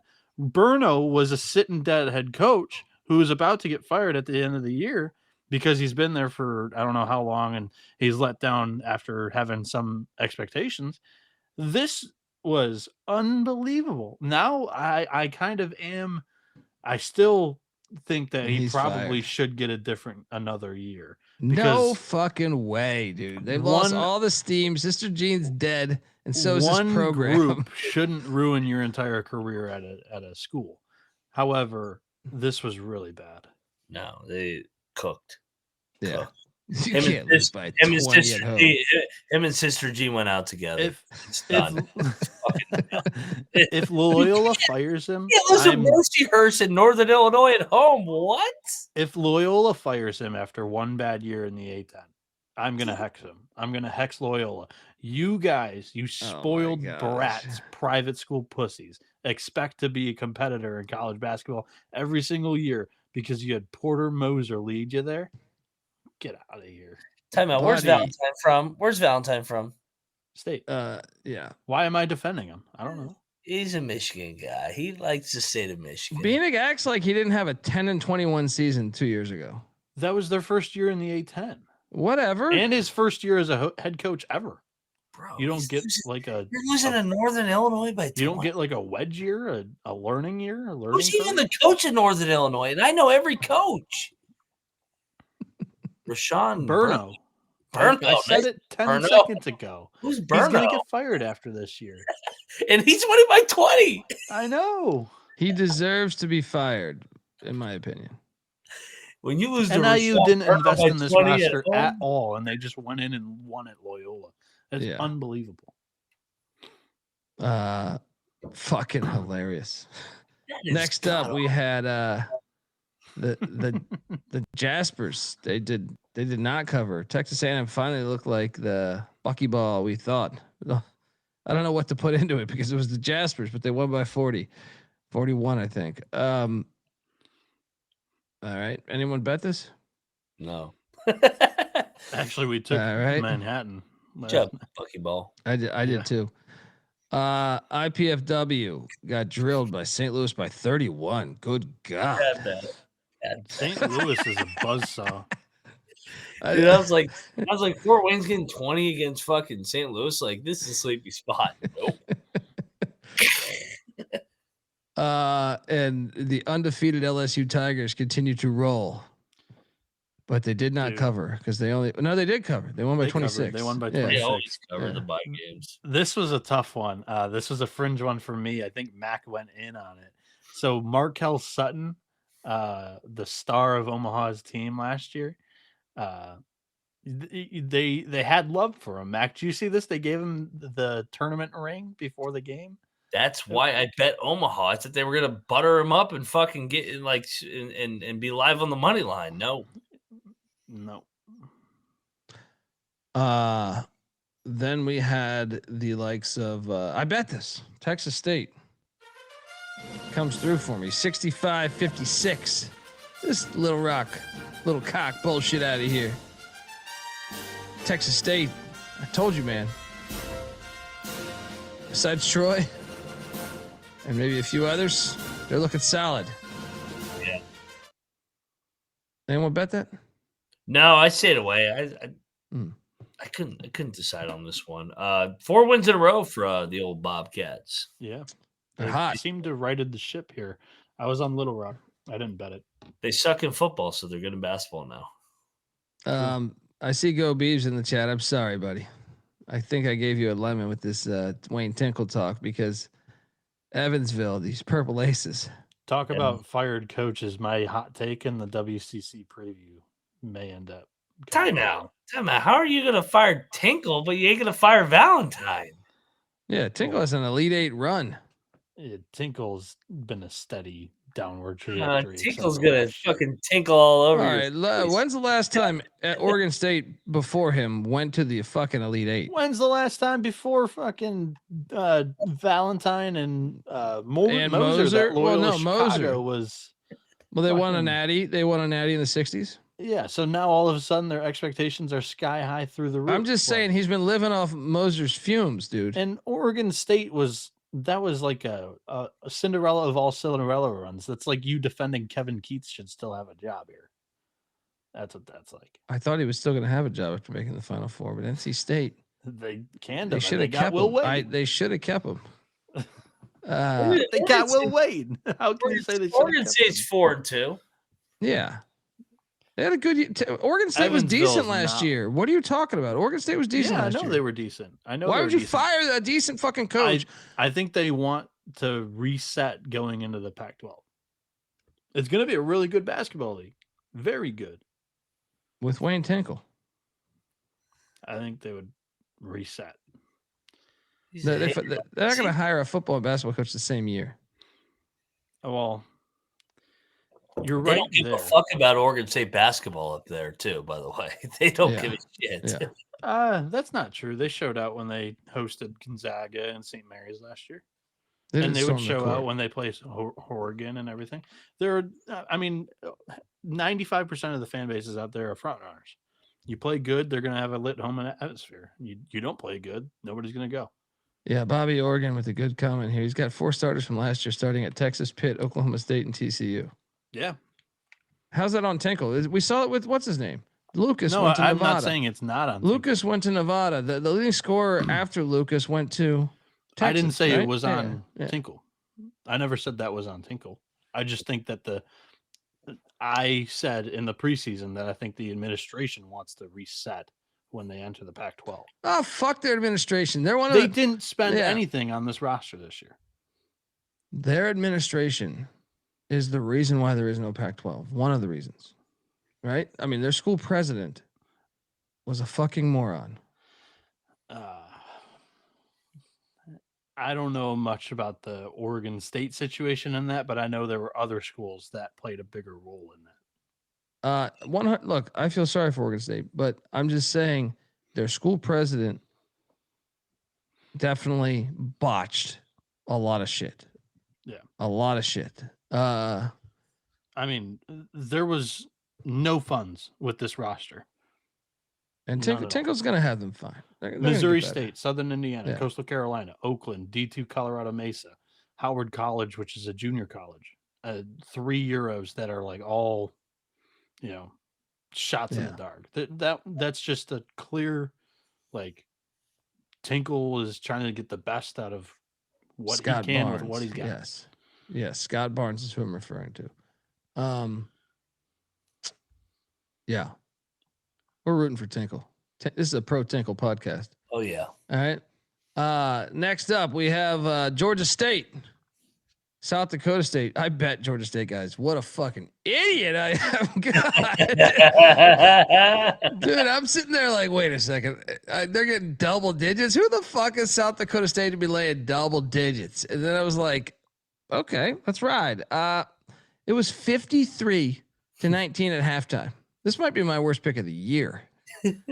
This one. I mean, Georgia State's later. Yeah, I mean, Georgia State's a defensive program with a bad defense. It's going to be a tough year. They suck ass, dude. I've lost money, and I keep going back to the well. I think this is my 4th time losing money on Georgia State this year. What are they against the spread? It's not good. They're fucking terrible. Every time I'm like, that number's big. They're in Atlanta. They got to have some guys. They're only 2-3, but they haven't covered in the 3 losses. Maybe I think I'm 0-3. I think I'm 0-3 betting them. Let me see if I can guess. It was a MAC game against EMU. It was Presbyterian, and it was this. That game. Those are my 3 losses. It hasn't Fuck been you, pretty. Georgia State. Yeah. Next up, we had Jackson State. Talk about not pretty. Oh my goodness! It's almost a 60-point win by Arkansas. This is prostitution, Mac. Ridiculous. Should have bet it 1 game late. Arkansas had played with their food in like 3 straight bye games, and they did that tonight. Who could have known? I didn't bet this, so thank God. Because Colby, you bet this one? This is your Georgia State play for the night? No. Okay. No. The Georgia State play was like the premier game of the night. Colby, I talked about this with Mac last night, and you weren't on the show. Did you see Stephen Pearl sound off against Jackson State? He's a fucking douche. I don't think I did. In a press conference or what? What are we talking? Yeah, press conference for no reason. He was looking at the box score and he was like, "We didn't rebound the ball good enough against the worst rebounding team in the country." Jackson State's played like all bye games, like, and they're a good SWAC program. Like, why are you burying them after you just beat them by 45? And this is where I need that Harbaugh third base quote. Exactly. Because exactly. he's the exact example of being born on third base. Correct. And that's 2 games in a row that he was whining, because he whined the refs against Houston when they outshot him at the free throw line by 20. And then Jackson State. It makes no sense. Why is he on a high horse? It doesn't make any sense.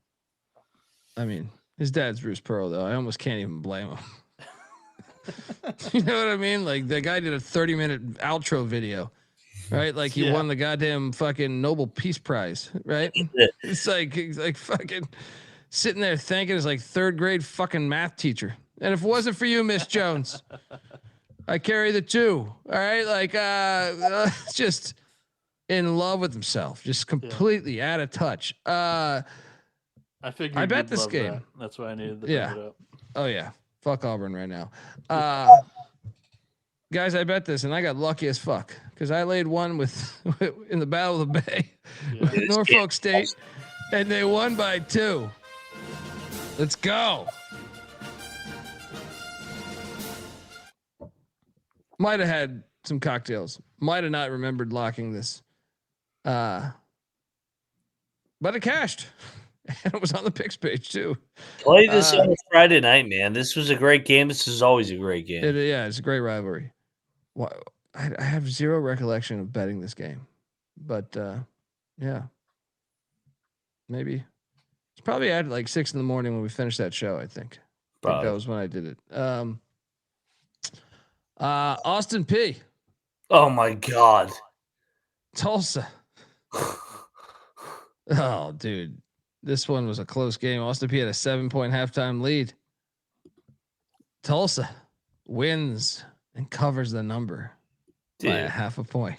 This is a ridiculous. Like, I saw people talk about it in the chat. Keep talking about it. Ridiculous beat, man. Austin P had an 11-point lead with 11 minutes left, and they don't even cover the 8.5. Bieniek, are you kidding me? I don't know. I mean, dude, I don't know what to tell you. Oh my God! Like this is one of the worst beats of the night. This one, Cincinnati, Northwestern, those 3 like were unbearable. Austin P looked good, man. Austin P, and the worst part is Austin P didn't foul at the end. They cut it to 9, and then they said no fouls, and I go, oh my God, that was brutal. Up 11 with 11 to go, Colby. Ooh. Like what? You've had a hard time with Tulsa. I've noticed that. Yeah, I hate that. You've had a really hard time with the the Hurricane this year. Army's just gonna beat him by 1,000 in football tomorrow. Fuck you, Tulsa. Yeah, me and Elliot Money need to talk about something here because John just saying great insight, Noah. All I said, Colby, was I don't know what to tell you, Mac. So that's a great comment there. Horrible beat. Well, this was the worst one though. I'll fight you on this. Oh God, they were like back to back. I was on this one too. I had UC Davis money line.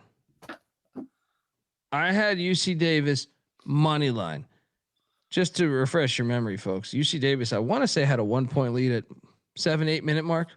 Yes. They lose by 16. They were up 4 with 10 to go. Oh my God. We're getting 15 and a half. Like what? I was thinking I'd already hit I'd already hit Charleston Southern money line. I had this and I had one other in the state that we're going to talk about. But I was like, I am convinced I'm the smartest human being in the history of the planet. What the fuck was this? This is a rigged game. Dude, this is a and rigged Austin game. P right next to each other. I'm watching it. This was a close game the entire fucking game. And then like Davis is just like wave the white flag. Win by 16. Ridiculous. And they started at the same time too, by the way. Yeah. Well, the good news is wait a second. I got to talk this game here too. Guys, not only did I bet this game, our colleagues at the Sports Gambling Podcast hit me up with my favorite plays. Now, to be fair, I did give them a good amount of plays ATS, but they said your favorite moneyline dog. So I had like 4 or 5 moneyline dogs that I really liked tonight that I went in on. But it's hard deciding your favorite one, and I chose this one. Arkansas State. I gave them this one as this my isn't favorite. Even one of them that you texted us last night either. Well, dude, it's out at the. It's like at the time you think of it, it's very hard to say which one you like more, especially like when you don't have the games really in front of you. Like, you know, I was driving and I'm just like, yeah, what is my favorite game? I was like, I think Arkansas State. Yeah, it was pretty. They've been making fun of me for the past couple hours, saying great money line call. Because Arkansas State lost by like 50. So that's why Sean liked my tweet. He's like, "Oh, this guy had a good money line call tonight." Yes. I'm sure they're going to address it on the show. 31 point loss. We'll talk about it because you got a money line cash coming up here. But like, we've been unbelievable to start the year. I like, hit on fucking Southern at all. I hit on Charleston Southern too. But this game, what the fuck was this, guys? Is SMU? Butler should have beat SMU the other night. That's why I was like, no way SMU is going to continue to play at that high of a level. I didn't have this one on the radar. I didn't have a 31 point win on the radar. No. Did you, Mac? No. I bet Arkansas State. I ate shit on this one. I started eating shit right at this point in the night. Like, oof. I mean, fucking brutal. Arkansas State just pushed OK State to the brink, didn't they? Am I crazy? Wasn't that like a close game? Do you guys remember that? Arkansas State? Yeah. No, that was USF. No. Who did Arkansas State play that they pushed to the brink? Was it USF? Played somebody close. Even USF. Yeah. St. Mary's. St. Mary's. St. Mary's. Yes. Yeah. St. Mary's. And they didn't get blown out, which is definitely a feather in their cap. And then to deliver this. Yeah. This fucking lemon. Unbelievable. May God have mercy on their souls. Just an unbelievable. I can't believe this outcome here. Anyway, Kobe's is requesting a soundbite here. Oh yeah. I mean, for that one, that one deserves like 5 of them. You can't win. I kept like refreshing my screen. I was like, okay, they're down 12. They can make a run. And I refresh and they're down 16. Okay, they can still make a run. It's early. I refresh. They're down 24. And I'm like, what the fuck is... They can cover. It switches to that. There. All right, well, I at least covered the fucking number. Then it's like, look back at 35. They're down fucking 35. Like, oh man, brutal. But the best part about life and why you should never end it is there's always another bet. There's always another bet that you got going out there. And I texted you boys this last night. The fucking Denver Pioneers. Yeah, the Denver Pioneers. The Denver Pioneers. In-state battle heading into Fort Collins. 83 season tickets, baby. 83 81. They get it done. I mean, this has got to be. Bieniek, I'm curious what you would classify as game ball number 1. But tell me, you guys sprinkled the money line. Please tell me you guys listened to my text last night I didn't join you. I took Denver. The previous night, I don't know if you remember this, but they were playing UTSA, and my napkin had Denver as like a 4-point dog, and they were getting, or maybe it was a favorite. They were like a 2-point favorite, and they were given 3.5. And I was like, I'm really high on this team, but this number seems kind of high. So I was like, I don't know how well I have it calibrated, but I will jump in. And then we lost money on UTSA. So then when my napkin spit out 18.5 on the dot, I'm like, I am pretty on Denver right now. I'll just take the points. And then they go out and fucking do this. That's unbelievable. Bergstrand has been unbelievable so far at Denver. Pulling off a win against Colorado State. I think they beat Seattle. And then they competed with Washington. Like, incredible start to the season for the Pios. I mean, you guys are lucky I was not on the show last night because I would have talked you into that shit. Mac, you went with it, right? Please tell me you went with it. Okay. I was on the Pioneers. I actually think that might be our best pick of the whole fucking year. Yeah. I locked it up. It said sprinkle some on the Yeah. money line. Yeah.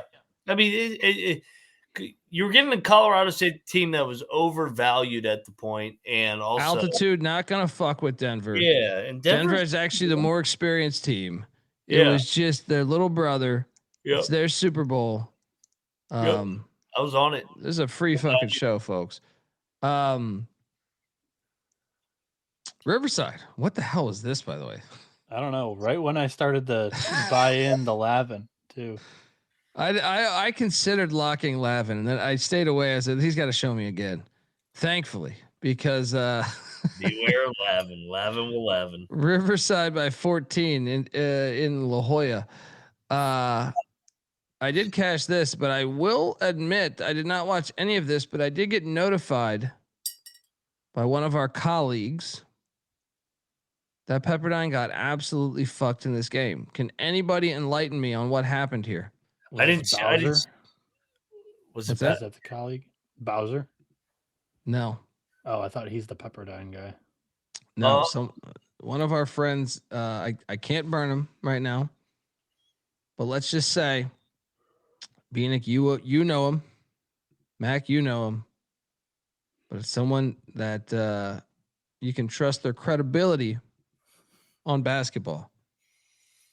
They might have let you some news yesterday last year on a certain thing that we broke to the college basketball world.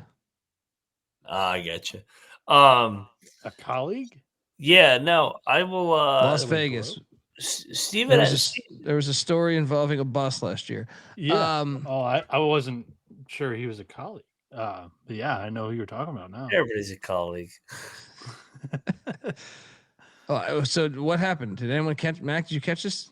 I didn't catch the screw job, but I know Stephen F was down the majority of the game. Well, I cashed because I had Stephen F. Austin, but hey, so finally I got some luck after that bullshit fucking Austin P and Cal Poly shit. Yeah, everyone's saying Pepperdine should have won. We know someone that was definitely irate about this. Who covers? Was he out there too? I know he was traveling. Yeah. I'll tell you more later.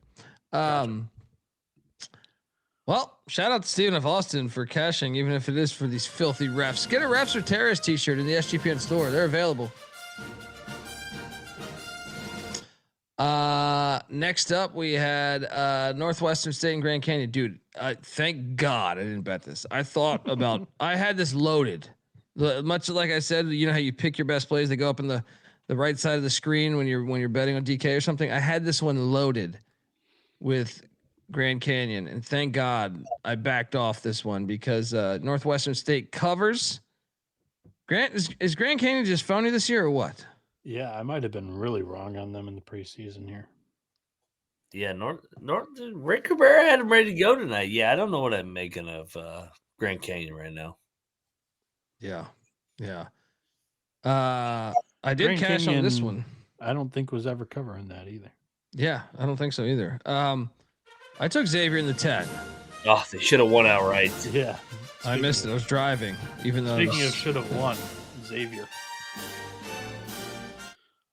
What happened? How? They were leading in the final minutes of the game and just gave it away. Georgia hit a 3 with 10 seconds left.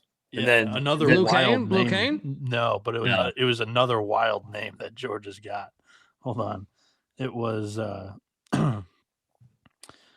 who hit it? I thought seeing the name it would have jumped out at me. I can't think of who it was. Kareem Stagg? No, maybe it was Jeremiah Wilkinson. I can't remember. Oh, no, you know who that is, though, right? Yeah. Oh no, I'm sorry. I'm thinking of they have one of the Wilkins guys. You know how Georgia's got like a pipe? It's like the Swillings with Georgia Tech. Smurf. Yeah. So the box score I'm looking at, his nickname is not used, but he goes by Smurf. It's Smurf Millender. Great name. Yeah. Great name. he made a couple big ones tonight. Wow. I cashed on Xavier. Didn't take the money line, thankfully. But I did bet on Master P again. And all right, I think I'm gonna give the No Limit Soldiers just a day or two rest.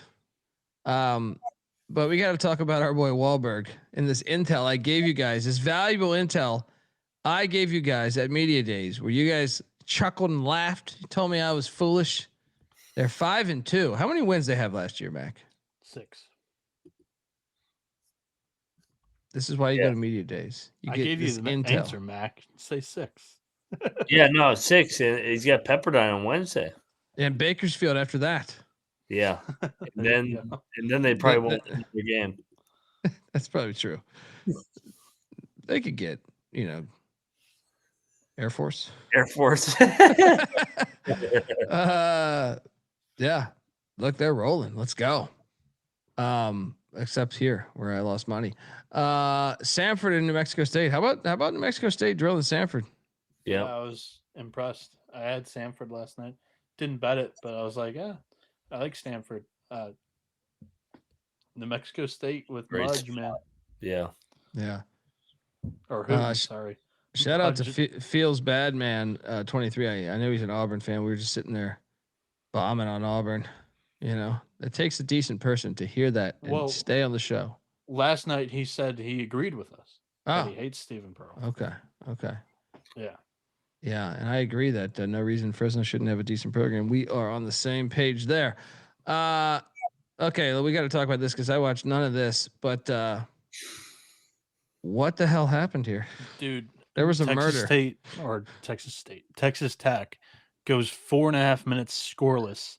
In that, Purdue, first off, I tweeted it, so let me do it. Choo choo, because that is what fucking happened. They were standing on the train tracks when a train was coming through. They got bulldozed. Purdue was unbelievable defensively, and then were able to turn that into transition points. Braden Smith wasn't even on the floor for the beginning of the onslaught. It was Omer Meyer, dude. He, first off, is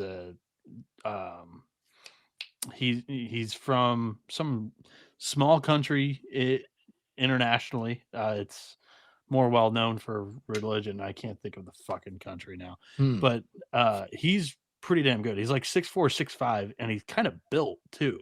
He doesn't look like a freshman, but I think his age actually is a freshman. He's damn good as a shot creator. He started this whole run. Texas Tech tried calling a timeout in the middle of this too, and they couldn't stop it. The entire building was just going, and it was a snowball effect. Purdue looked as advertised as the number 1 team in the country tonight. They looked pretty damn good. And that is Noah Petiti. Noah Petiti's 2 minutes. That's what we give. We get right there. As advertised, the number 1 team in the they did. I didn't watch the game, but good God, I didn't think that would happen. Mac, your Neither thoughts? did I mean, I sprinkled Texas Tech to win the tournament. Shout out to me. I talked myself into Texas Tech money line tonight. Worst call of the year. Dude, they were dead. I mean, I know they had a first half lead midway through, but Purdue's good. Purdue's good. And this is why I was so hesitant last night, Noah, because I saw the crowd the night before, and I'm like, this is not going to be a neutral site. Like, this is fucking all Purdue fans. And once they got momentum, man, there was no turning back. And Texas Tech's got some issues they got to figure out. I know Toppin's really good, but they gotta check some egos. They got some guys I think they're better than they are. Yeah, so I trust McCaslin to get those guys ready to go for Big 12 play. But dude, Purdue's pretty good. Purdue and had good in the non-con, man. This is like 4 straight years they did this. Yeah. Purdue had 7 guys in double digits scoring wise. They out-rebounded Texas Tech, which is a very good rebounding team. Yeah. 43-25. They had 19 assisted baskets tonight. They went 8 of 14 from deep, shooting 57%. Inside the arc, they were shooting 60%. It was just like, I don't know how you stop that team. And Oscar Clough, who everybody was like, I don't know if he fits next to TKR. He was the tournament's MVP, and he went for 15 and 15 tonight. Like, holy shit.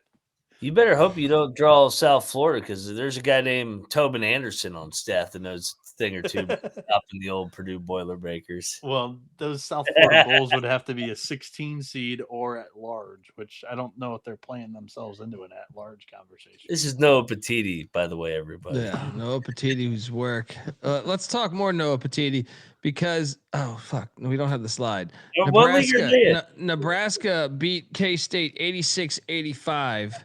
What a game. Fun game. Well, I saw K-State had the lead with like 30 seconds left, right? But what happened? Back and forth game.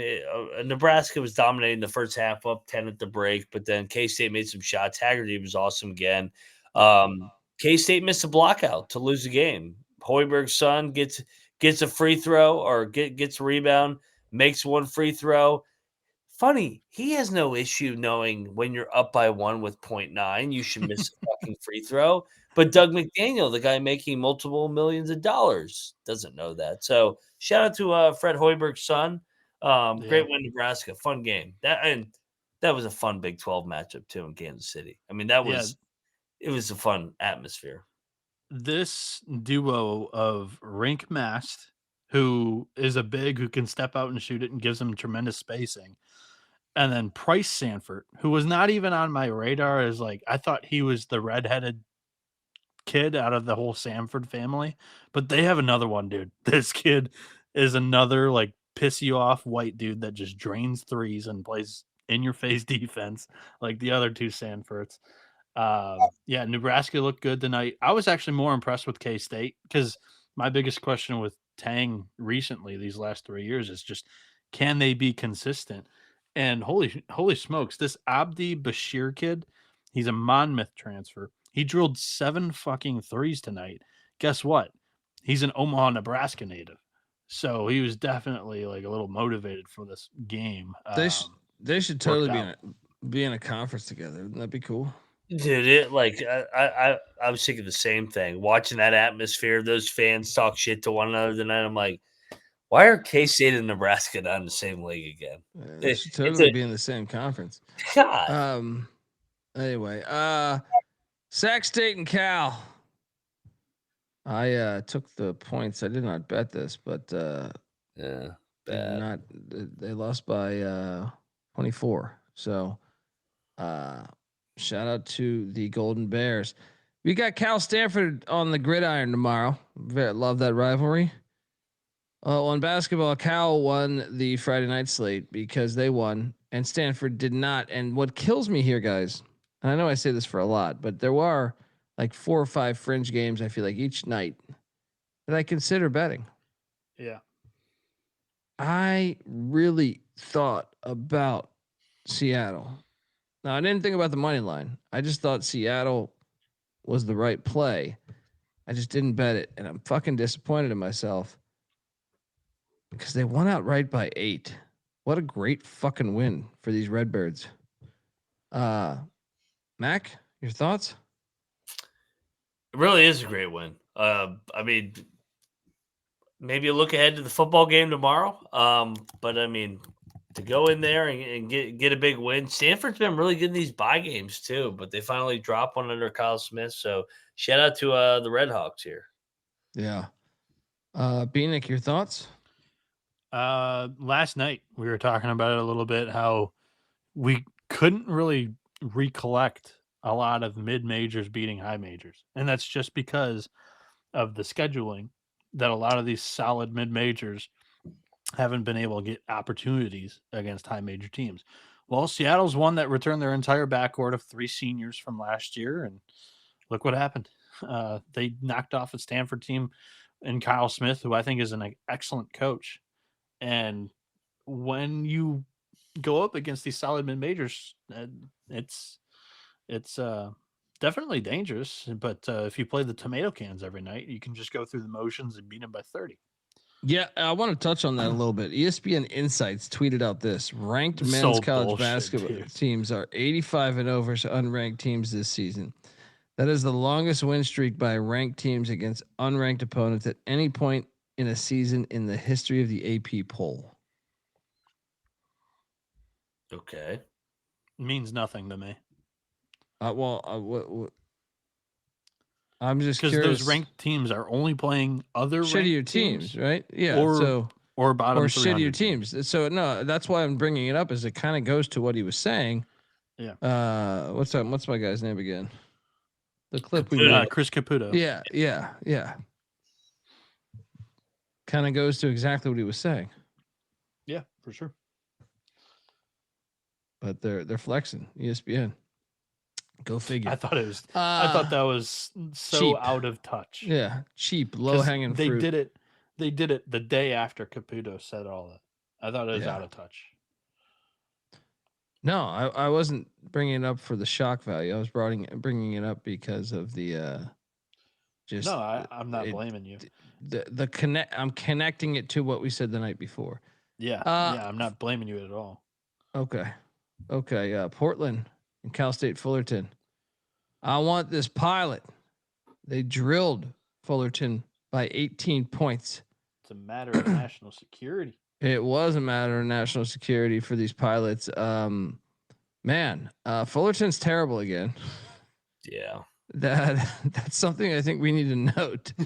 Who's the worst team in California? Because I think I was kind of convinced it was going to be Bakersfield this year, but I think Fullerton and Riverside are making bids. Fullerton. For no, not Riverside. Riverside just one big. I know. Right? Well, before tonight, I thought I was having this thought yesterday of is it? I thought it was going to be Bakersfield. Is it Riverside? Is it? So yeah, you're right. It's not Riverside. I think it's Fullerton, right? Yeah. I bet Portland, by the way, against Fullerton, just because I didn't think they would win like that, but we got home. Anyone care to speak on that on these pilots? No. I'm researching something. Okay. While you've been speaking. Next slide. So I'm ready to. I think a week ago I gave out a future doing the recap stuff on St. Mary's to win the WCC. Player of the year bet right now over at Caesars, you can get PJ Haggerty at 80-1. So preseason I gave out LeBaron Philon at 100-1, and that thing's that's already shot down to like 25-1 in some places. PJ Haggerty right now, if you look at just strictly computer rankings and of all the players based off of player of the year voting on KenPom right now, he's 6th, and he's about 60th in the betting odds right now. I think over there at Caesars that needs to get hammered down. 80-1. Go get you some value and root for PJ Haggerty to keep stuffing these stat sheets, because some of these lines are fucking insane. Yeah, no, he is killing it. Next up, Louisiana and Santa Clara did battle. Santa Clara won by 57. Good. 37. Lord. I'm sorry, 37. Yeah. I look. I could have been talked into betting Louisiana last night, so I'm glad I was not on the show. Yeah, Jesus Christ. They got ambushed. I was on Santa Clara.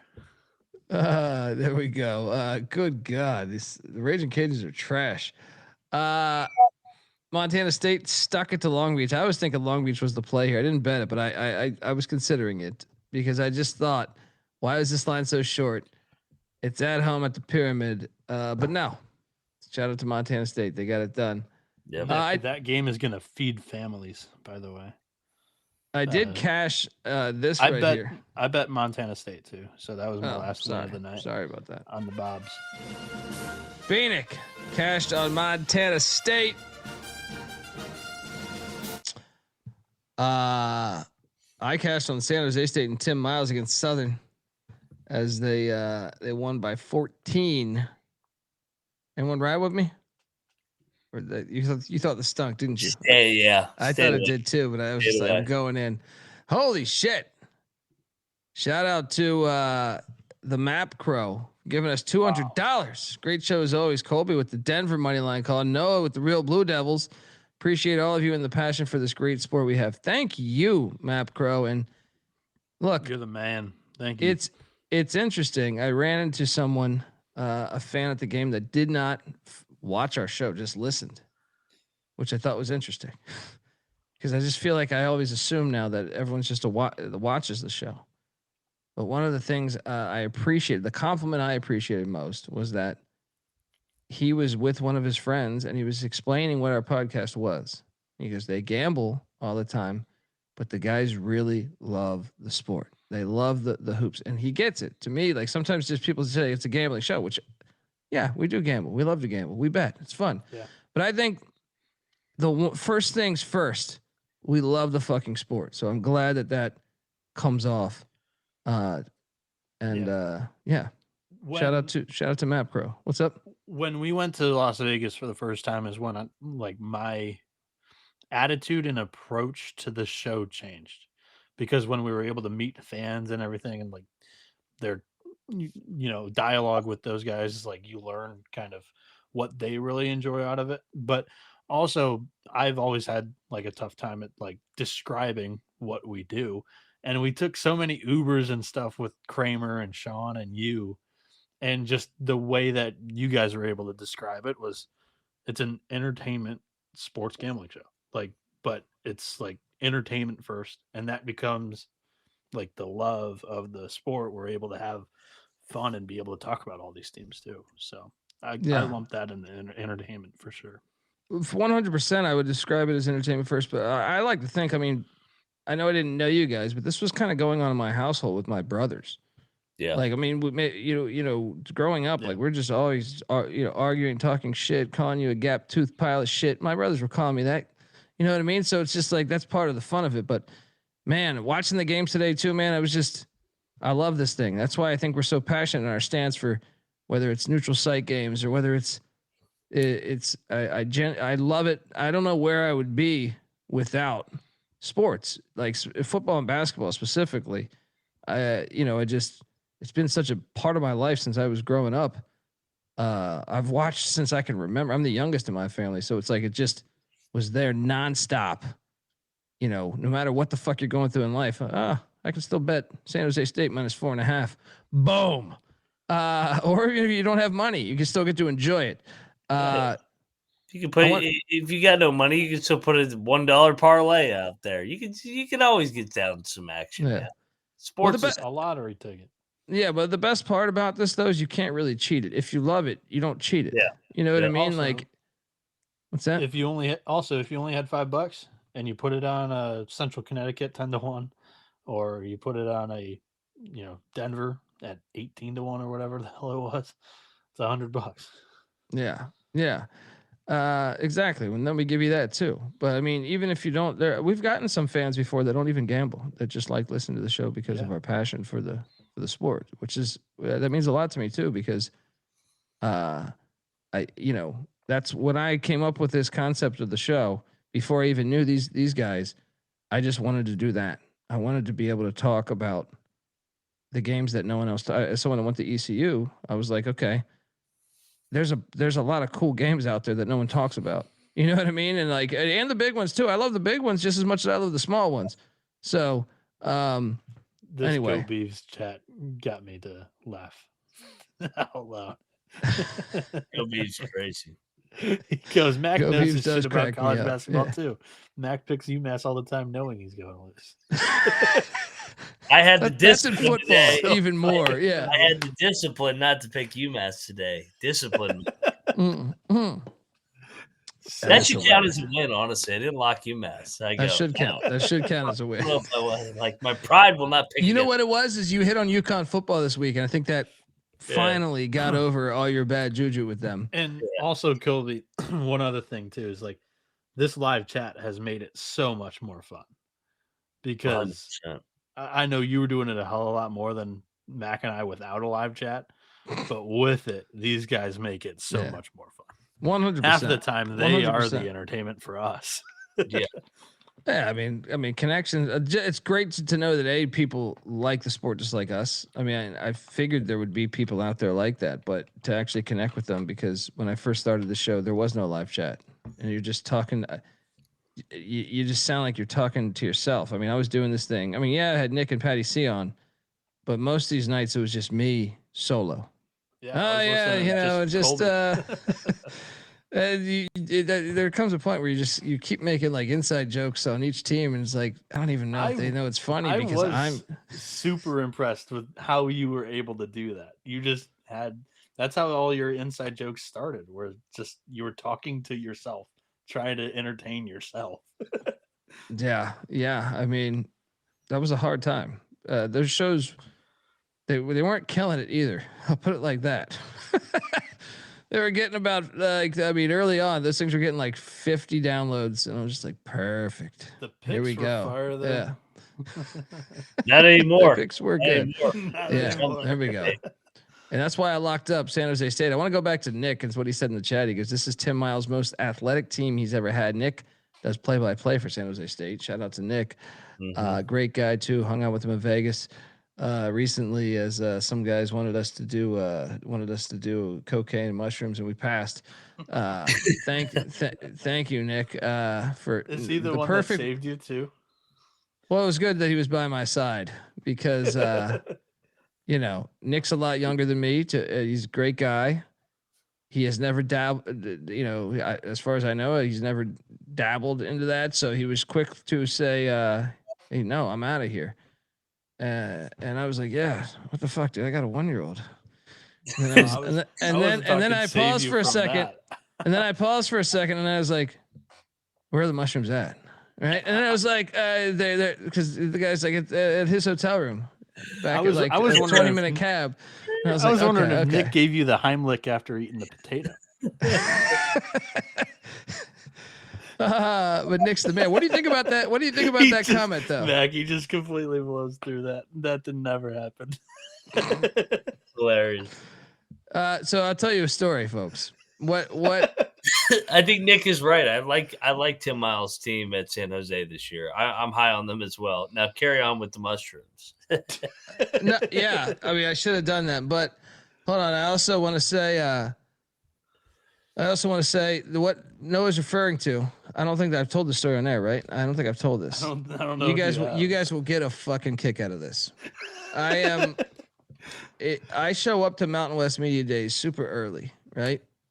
Which is not like me normally, by the way, right? But I'm there so fucking early that only me and like 5 coaches are eating breakfast. And like, I come up, I didn't sit with them because they're all like in their coaching fraternity talking about shit. Brian Dutcher's there and Eric Olin. And, it's 4 coaches, Brian Dutcher, Eric Olin. Miles was in there, right? It might have been Miles. Yeah. That's what I'm saying. There's 4 basketball coaches sitting there. Head coaches in the Mountain West. Very good ones too. No, 4th was Joe Scott. They're all talking. And I like barely anyone's there. I'm like, fuck it. I'm going to go get this breakfast. Right. I grab my plate of food. I grab a apple juice where, it has, it's a twist, but it has that plastic strap where like you take off the top and then you have that plastic thing you got to pull back. Right. And I start eating. I'm at a table all by myself because, like I said, no one's there. And I take 1 bite or 2 bites of potatoes, like home fries with peppers, which I love peppers. I can handle heat. But I was not anticipating to swallow the potato. It just kind of shot down my fucking throat. No homo there. But instantly I realize I am choking, right?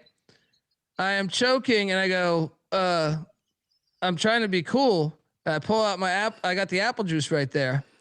And I go to open the apple juice and I pull back the little, I got the lid off and then I'm pulling back the thing, right? And that shit, the whole thing goes, but the thing stays on it. So I have no way to get liquid to get the fucking potato down my throat.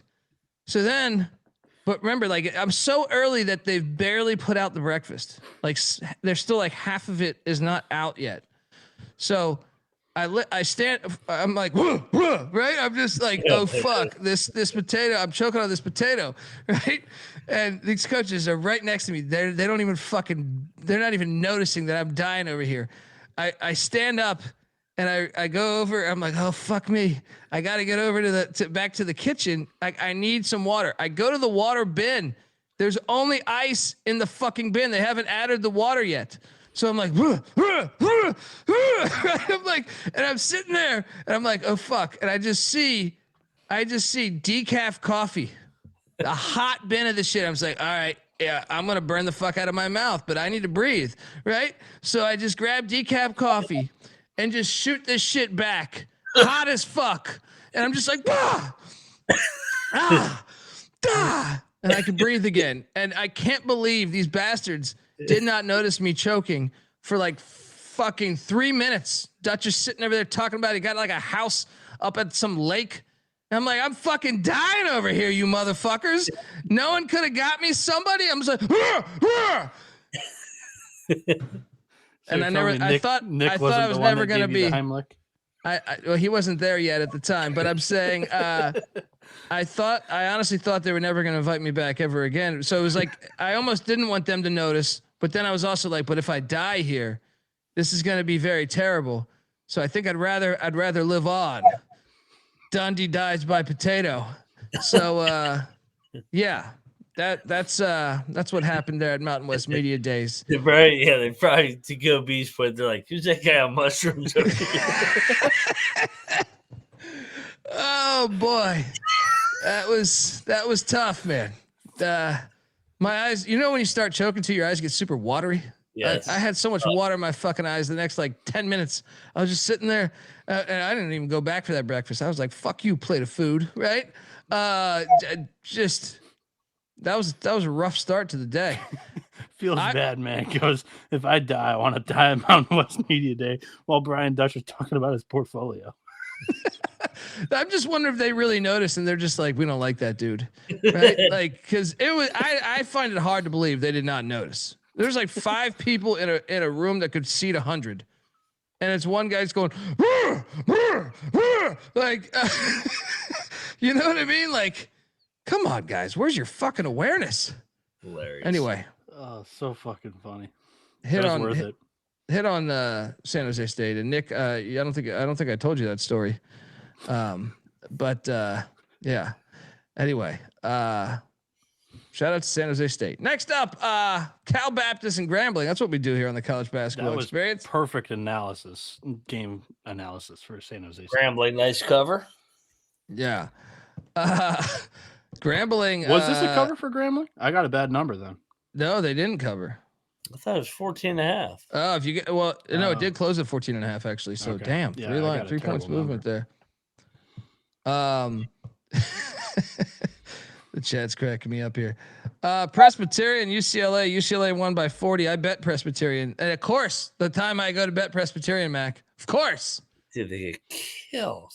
I can't get this Presbyterian team right in basketball. UCLA all over the place. Yeah. North. He goes, the looks I'm getting at work laughing. That's great. I'm telling you, man, I almost died at Mountain West Media Days. I'll tell you, that's a true story. And that's the final year of the Mountain West. So it would have been like Bill Walton when he went out for the Pac-12. The Mountain You know what I West mean? Like he still died. is continuing. Yeah, it's gonna be some bullshit that you're throwing in. I mean, look, some of the cool iteration. schools. Yeah. So, I mean, look, I still love the Mountain West, and I do like the UTEP get. It's just some of the other ones. Like, well, actually, I like Hawaii in there too, but Northern Illinois, what are we doing here? I understand you got to do what you got to do to stay alive, but you know, not really excited about seeing Northern Illinois and Hawaii playing a conference game. Yeah. Very Big Ten, very Noah Petiti-ish. Anyway, game balls, guys. What are we doing here? Fuck, there's so many candidates.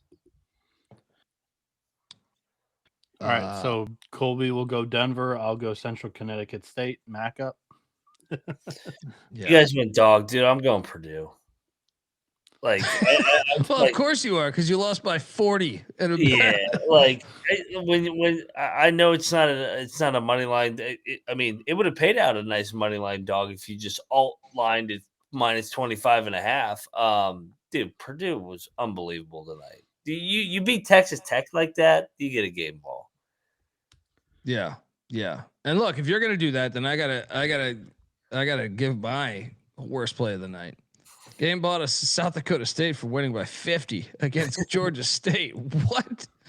They're all staples. How's this even possible? Hilarious. Georgia State gets athletes. They're not the greatest athletes, but I'm saying they get more athletic guys than South Dakota State. How the fuck this happen? So since we're doing game balls for picks and takes that we completely have ate shit on so far through 3 weeks of the season, I'll take you to Northern Illinois as they de-pants Loyola Chicago. That's a great game ball. That's a great game ball. Yeah. What was that? All right. I'll be back for the picks. I got to piss. And then for my final game ball, I will go. I'm gonna go to New Mexico. Eric Olin, the guy who saw me choking and did nothing. Yeah. Right. Exactly. He said, "Fuck that Pick Dundee prick. I got to beat Mississippi State and Chris Jans. Let's go." That's a fucking hell of a win. That is a great win. Yeah. All right, folks. We will get to our picks next, but before we do that, I do want to let you know that the college basketball experience is brought to you by Rhythm. Yes, Rhythm is crushing it in college hoops and college football. Rhythm threw us a great college hoops March Madness party at the Circa last year. I did not choke on any potatoes there. And if I was, I'm sure they would have rescued me. Look, they're killing it. They even got NFL and NBA. Rhythm's also giving away weekly cash prizes just for tracking your bets in the app. Track 5 bets of the same type from any model that you build, and you could win $1,000. Use the promo code SGPN25 when you download the Rhythm app for 25% off your first month. Download Rhythm. That's RITHMM. Promo code SGPN25. All right. Mean Gene. Fun times. Yeah, let me load the slides. Let me get this Presbyterian bullshit out of here. Fuck the blue hose. We got Thank God they didn't load this up with like a 70-game slate. Oh, by the way, load up the odds because I didn't have lines for like half these fucking games when I made this. NJIT, we have technology in New Jersey coming to Annapolis. 13.5 points. I mean, am I foolish to think we should take the 13.5 points here and lock this fucking thing up? Who the fuck? They don't have the Admiral anymore. David Robinson's gone. 13.5.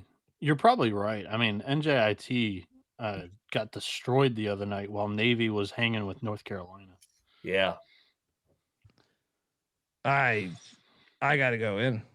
Look, I know that the technology in New Jersey hasn't been great, but at the same time, they did beat Navy last year by 5. 18-point swing, 18.5-point swing in a year. What? Yeah. What are we missing here? You Well, in, Mac? Yeah, and I want to fade Navy coming off the North Carolina game. I mean, when they came off the Penn State game, the Yale game, I thought they played with their food the next game a little bit. So yeah, let's go. Give me NJIT. They just got embarrassed. Lock it up. They've already won a bye game or two on the road. So let's go. NJIT. Lock it up. Double lock on NJIT. Bieniek, triple lock with technology? I'm going to pass. I'm going to take the points. No bet. This is the best team that NJIT's played this season, believe it or not. Whoa. Very disrespectful to my Greyhounds of Loyola, Maryland there. Next up, we have Wagner catching 23.5. Where's this game at? Capital One Arena. Why would they do this to themselves? Why is this game there? What is this? Why would you not play this on campus? Who makes these decisions? Lock up Wagner. What is Wagner's enrollment? What is Wagner's enrollment right now? Can you Google that? What is Wagner's enrollment? You got Georgetown coming off the Clemson win. They got an MTE on deck. Florida. Yep, Florida on deck. Not Florida Gators, but yeah. Yeah, come on, Wagner. Get me that enrollment. Someone in the chat. Tell me what their enrollment at Wagner is. I'm just curious because why would you play it at such a big arena? Yeah, stupid. It's just, I mean, I know it's in Staten Island, but I'm just saying, like, it's still, I don't think that many people go there. Wagner right? College, approximately 2,000 undergraduates. That's what I'm saying. This game makes no sense. I'll take the points. Remember last time we took Wagner at UMBC? They should have won on the money line. Dude, let's go. Lock. Let's go. I'll take Wagner. I'm not putting money on it. Double lock. We got bets on New Jersey Technology and Wagner. What a great Saturday card. How's your college football Saturday going? Yeah, I'm sweating out Wagner. Robert. Fairfield is taking on Lemoyne. Fairfield laying 1.5. What is this phony number? I don't trust They're telling you Lemoyne's going to win this game. Yeah, they're probably right. You don't just walk into Ted Grant Court and push the Dolphin around. I'll take Lemoyne, no bet. I will take Lemoyne as well. Lemoyne's been better at home compared to the road. So I just looked. They didn't play last year. Give me Lemoyne, no bet. Bieniek. Whoops. Was not trying to do that. Don't love it. But yeah, Lemoyne has typically been good on the west side. So I'll go with the Dolphins. We got a city showdown going on here. Harvard is taking on Boston. He's that Mohegan Sun. Oh, fuck. I don't have a line for it. That's probably why I didn't. Bullshit ass game. Why would you? You guys are like a mile apart from each other. What are we doing? Harvard's laying 3.5.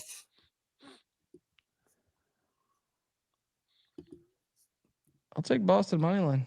Dude, give me. I mean, will Harvard have a this is going on at the same time as Harvard Yale for an FCS playoff berth. I'm not even sure if either team's going to have a huge presence there. No one's going to be here. The friends and family. That's it.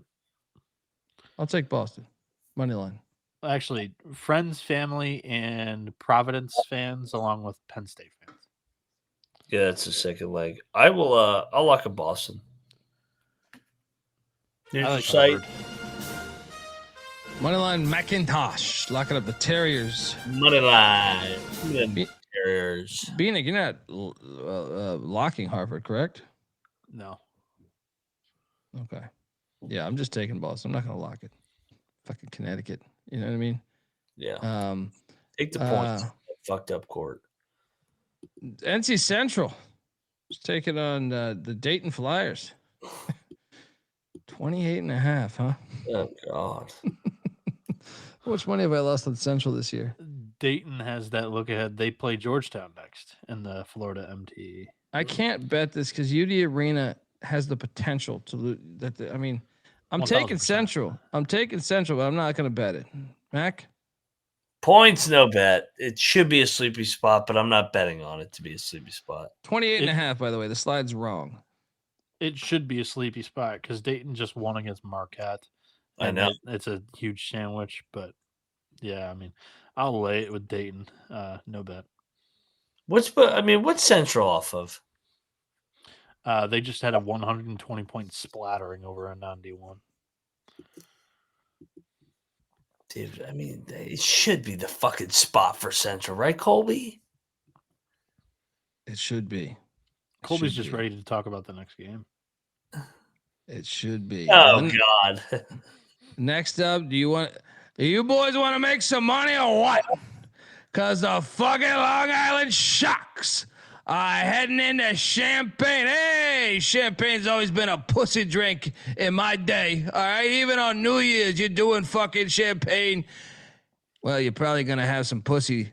I'll tell you that. You're probably going to have a slice of pussy in your face. But let me tell you, these Sharks and Rod Strickland, he used to play for the fucking, for the DePaul Blue Demon bullshit. He knows Chicago. He knows the outskirts of Chicago and all the useless cities they have outside of Chicago, like Champaign, Illinois. My sister Teresa, she's going to the fucking game. She's already, remember I told you this shit. I told you this when they open up the season. They're playing the fucking little Fighting Irish, those clowns, right? And they're flying into Midway. She's flying into Midway. She knows the secret of the pros, going into Midway Airport. Not that other bullshit. She's coming in. We're going down to Champaign. Look, my sister Teresa, God bless her. She gets champagne, 2 or 3 of those, especially when they put the little fucking raspberry shit in there. She open her legs to anybody. That's the problem. Right? You get 3 of those champagnes with the little fucking raspberry shit in there. She opened her legs to anybody, but not on my watch. Not on my watch. All right.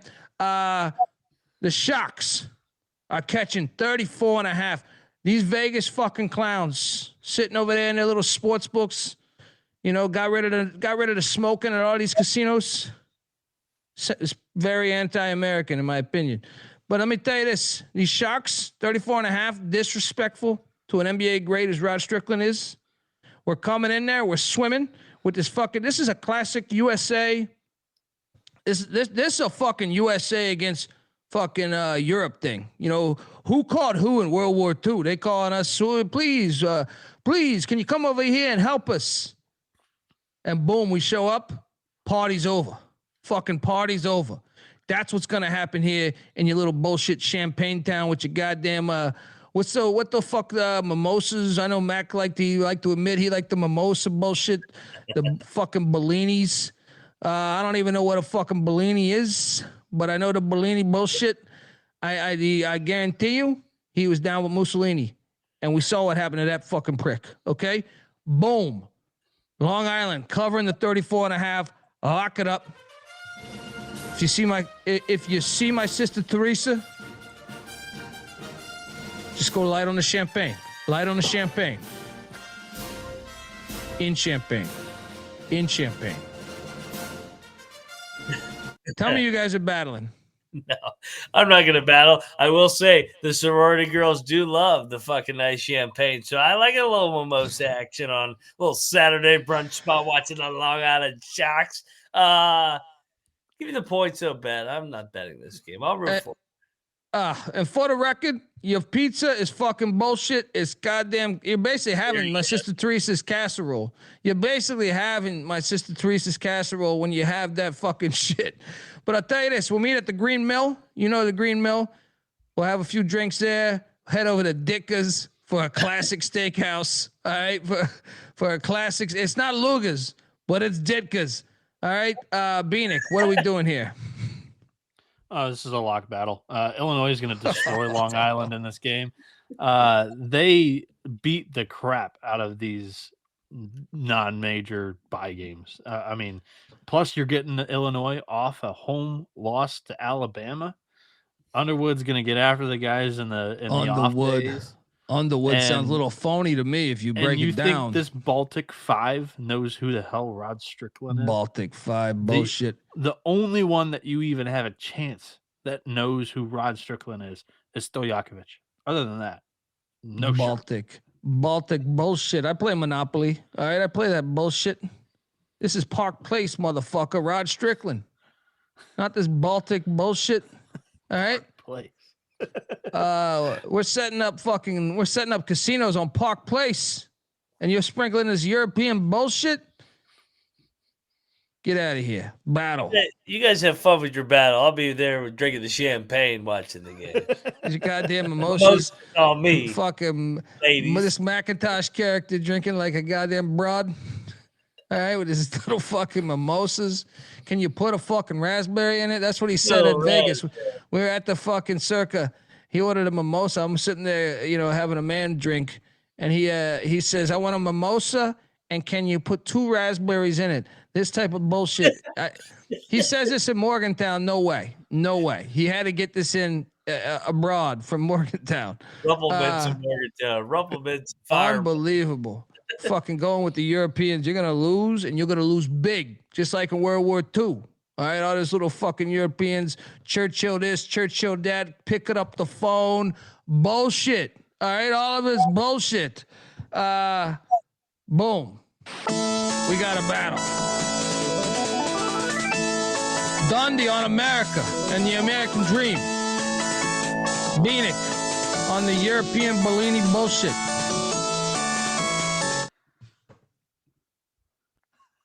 Frankie goes, Sister Teresa's getting clapped. The fucking sharks are swimming. See ya, Dickers. No fucking Bellinis or, they're just classic cocktail. Mike Dick will punch you in the face. You order a fucking Bellini at one of his spots. The Nazis of Nichols are taking on Oklahoma State. Speaking of World War II, this line is not accurate. Why did I fuck this line up? Oklahoma State's laying 24.5. The over under at 157.5. I'll take the Nazis. I think they can stay within this number.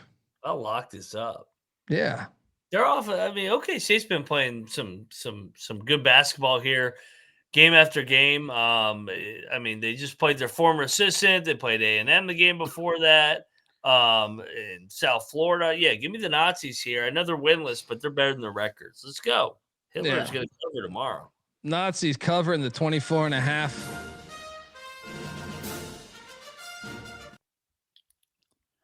I'll take you the win. points. I'm not going to bet this now. This guy's. You should parlay your little European team with the Nazis. All right. Fucking. What did I say? John Rocker Jr. Central Michigan at Marquette. Oh God. Central Michigan is getting 23.5. I actually thought about betting Central Michigan when I saw this earlier. I am betting Central. Yes. Yeah. Yeah. Okay. I wanted to see what your guys' opinion was on this one because I was like, Marquette's got embarrassed, so I could see the logic, but I just don't like when he's laying big ass numbers.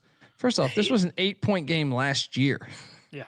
And Central Michigan is good. Better, way better than they were last year. All right, let's go triple Plus, lock. they got Oklahoma next. Marquette does. Central coming off a loss, brutal fashion at home.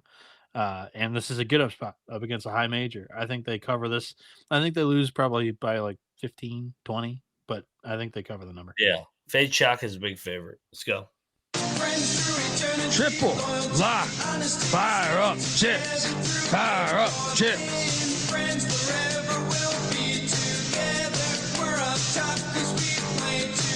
The European play. 24.5. Or no, 20. I'm sorry, 23.5. The European play that Bieniek was supposed to be parlaying was Illinois with the Nazis of Nichols. Yeah, 23.5 is what we're calling CMU at. Next up, we have Cleveland State heading to Kent, Ohio, getting 13.5 points.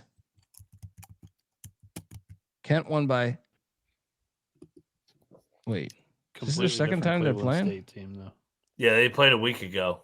Oh, what? Yeah, literally a week ago. They won. Kent State won by 7.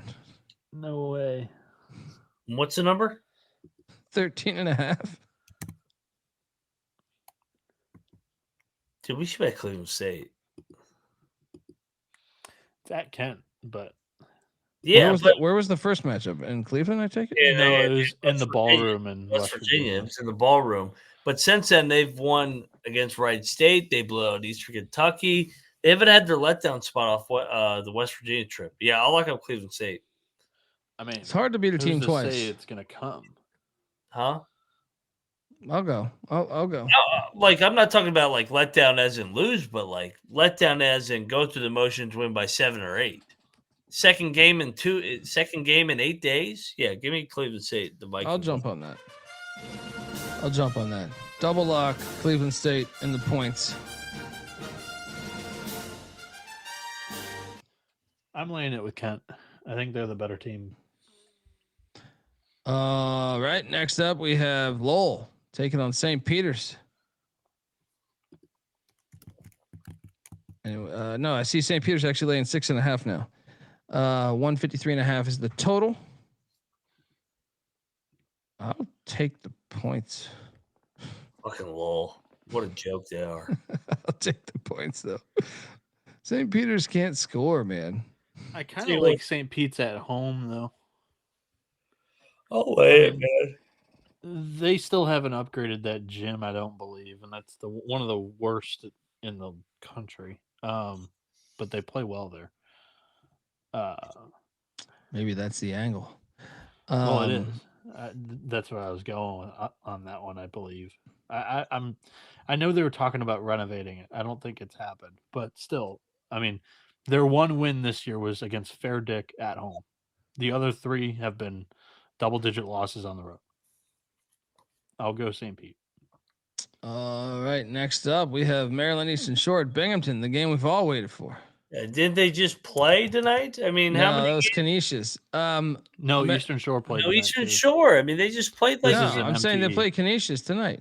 I mean, last night. Yeah, I mean, that's what I mean. The Eastern Shore over here playing game after game. They played Longwood earlier in the week, and now they're playing. Anyone got a number on this? I don't have a number. Let's see. Is it 3.5? That I think I did get it earlier, but I don't see it right now for some reason. Right now it's 4.5. Binghamton laying it. All right. Eastern Shore in the points. No bet. Agreed. Who's Binghamton to be laying 4.5? I will go Binghamton. They get their first D1 win of the season tonight. Next up, we have Mercer, Eastern Kentucky. EKU laying 3.5, 166.5 is the total. Tell me what I'm locking up Eastern Kentucky. Get this shit out of here. Give me Eastern Kentucky minus 3.5. We're 1-3. Come on. They're at home. They haven't beaten a D1 school yet. This is it. Mac? I mean, shit. What, 2 weeks ago we had Eastern Kentucky basically as a pick against Western Kentucky? Do we really think that Mercer's almost even with Western Kentucky? No way. Give me Eastern Kentucky. Lock it up. We'll buy low here. Yeah. Double lock on EKU. Triple lock, Bieniek? No, I'm not going to lock this one up. I've actually been impressed by Mercer so far. I know they got their doors blown off by Winthrop, but I thought them smoking Lipscomb and hanging with Tennessee was impressive. I'm buying into Ryan Ritter and the bunch. I'll take the points. No lock. I think it'll be a great game. Frank and Gottlieb, two epic coaching matchup. Yep. Noah, who do you think is the better coach? The podcaster. Well, Frank's the better broadcaster. We know that. Who's the better coach? The podcaster. Is that what you said the first time? I heard broadcasting. Yeah, I said I said podcaster, but What's the line on this one? I don't know. I can't. I got nothing here. It's not out yet, right? Probably not. This is what I'm saying. We got to have the books open because there's a bunch of these coming down the line here. Yeah, on Ken Palm right now, UMass is laying 7. Lay it. The number's 7.5 out there in the ether. If that's the number, I'll lock that. They win by 11. Yeah.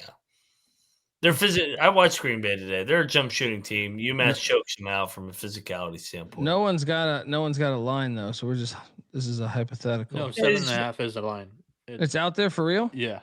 No, yeah. Okay. Yeah, let's go in. Frank over Gottlieb.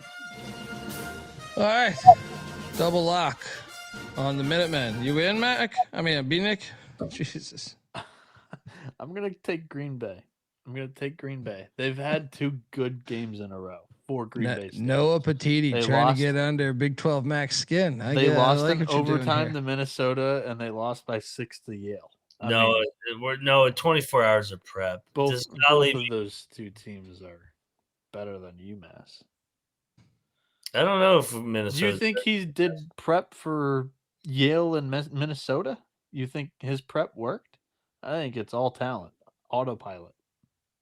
They are not that talented. Roll the basketballs out there and play, boys. All right, well, they can roll them out and lose by 20 tomorrow. I'm not betting. Nah, it's gonna be by 12. Next up, by 20 tomorrow. Northeastern is taking on Duquesne, the Bet Detectives alma mater. Duquesne's laid 8.5.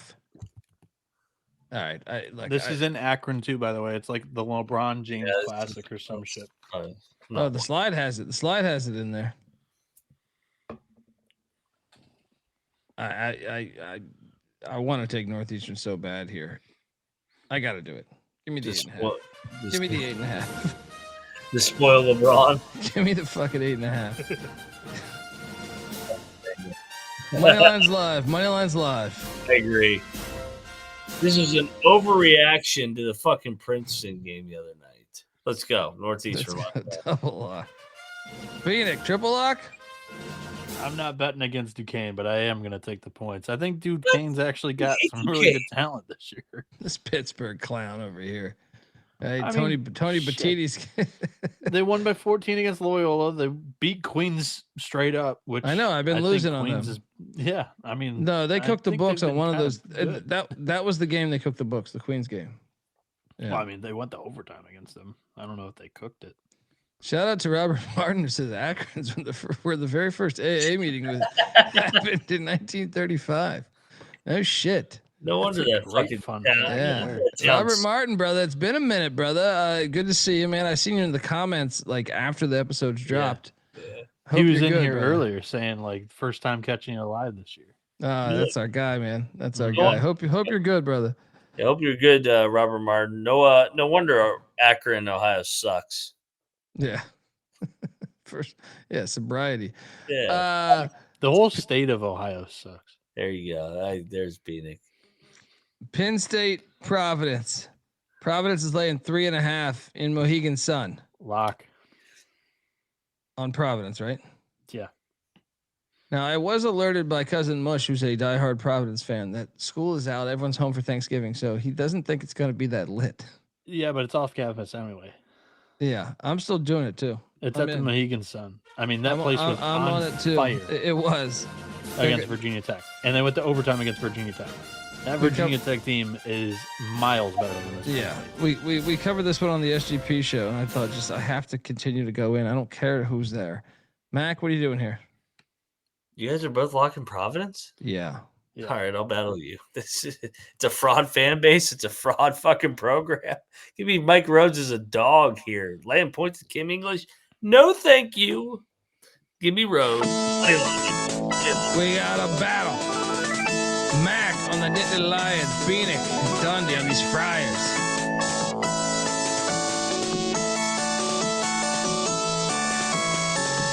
Next up, Mississippi. Oh my God.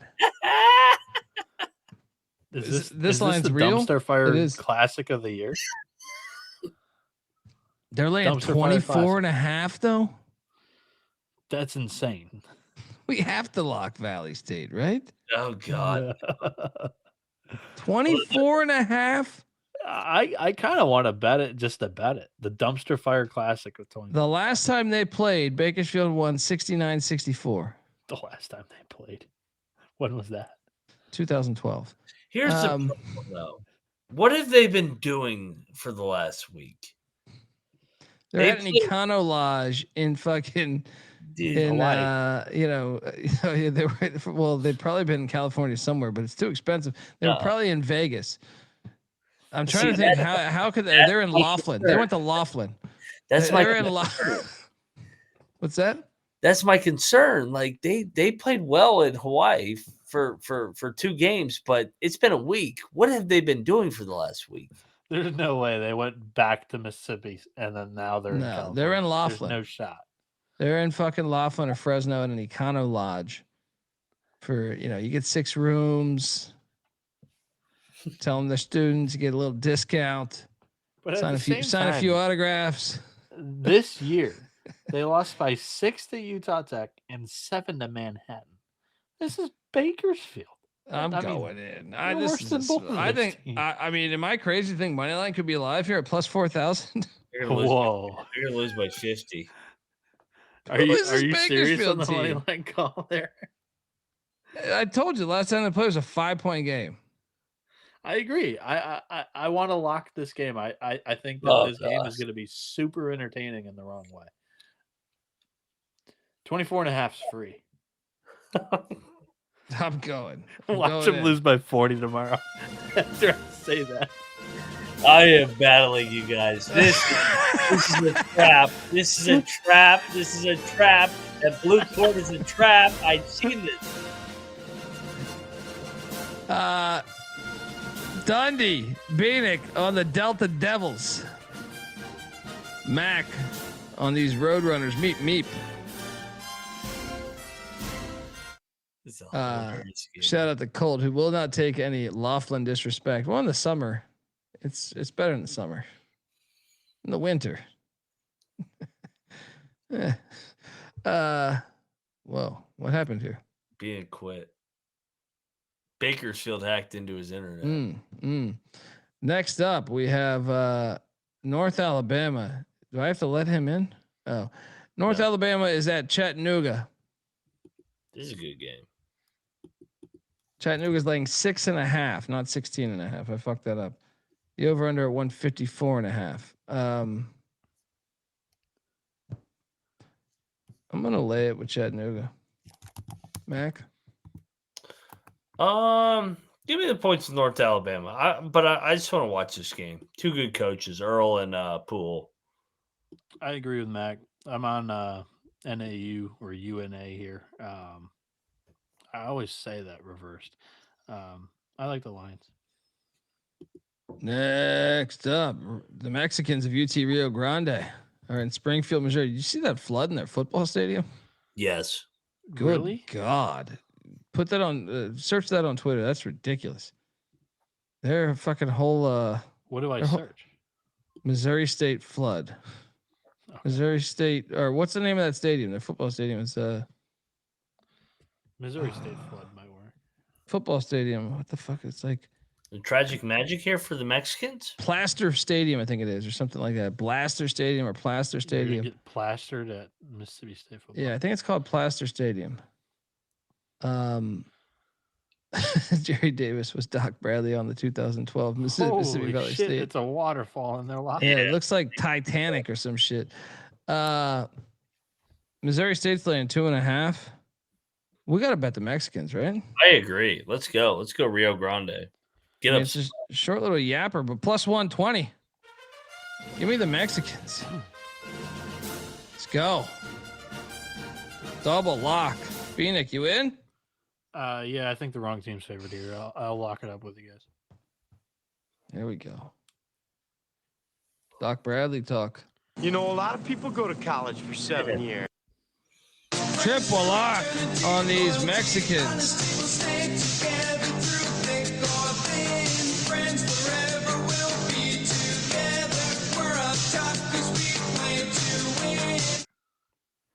Do you have footage of that you can show of this flood? I can't pull it up in the stream. I don't know what's going. This studio hates my computer. I don't know. Okay. It's out there in the world universe.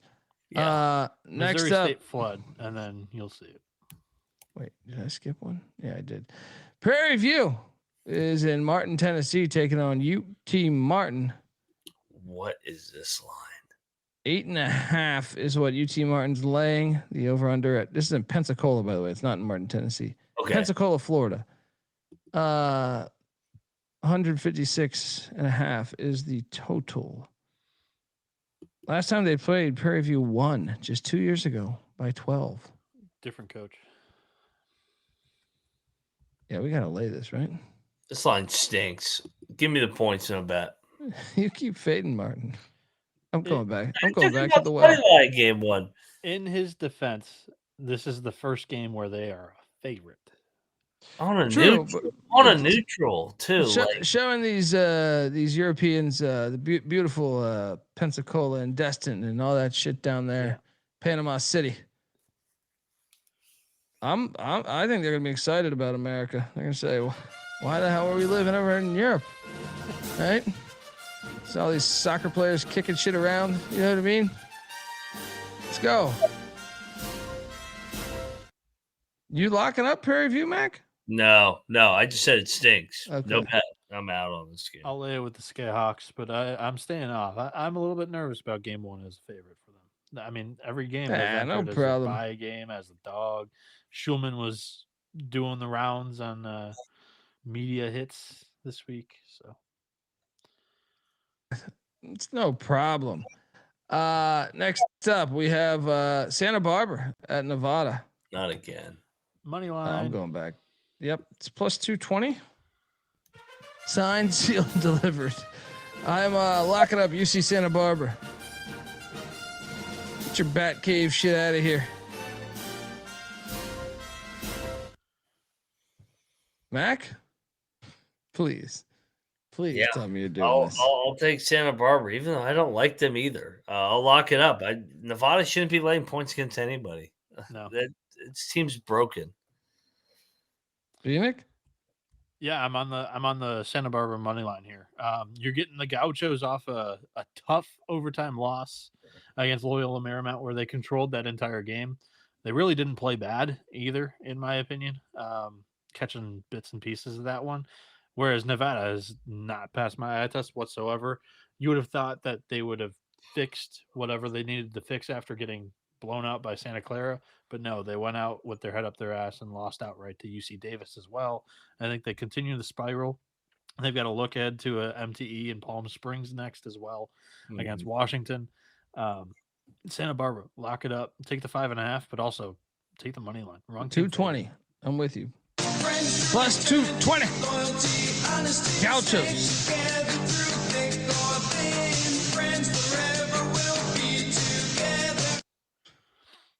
I had that one pinpointed. Next up, Western Carolina is in Nashville taking on Lipscomb.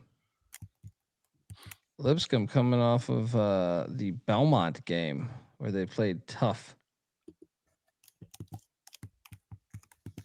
I'm gonna lock up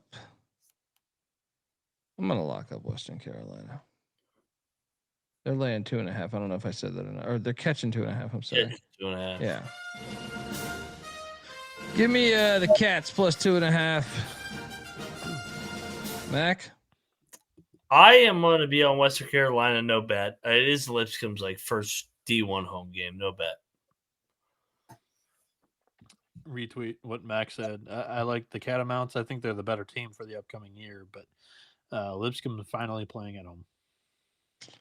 Next up, these Screaming Eagles. Then we got a line on this taking on UIC in Florida, of all places. Daytona Beach, baby. UIC opened at -10, but they're laying 6.5. A lot of money's come in on the Screaming Eagles. Phew. Is there an injury? I have no data for their injuries. I'll lay it with Illinois, Chicago. No bet. Ante Something's- Bellion, a starter for UIC, only played 8 minutes last game. I'll lay it. No bet. No bet. No bet. Lay it. He starts, but he only plays like 20 minutes a game. Going through his logs. What are There you was doing one here? game where he played 5 minutes against Oregon State. I don't know. I'll take Southern Indiana. I don't like that, but I'm going to follow the money. That's crazy. The San Francisco Dons are at the Pentagon, taking on Minnesota. Dons are laying 2.5.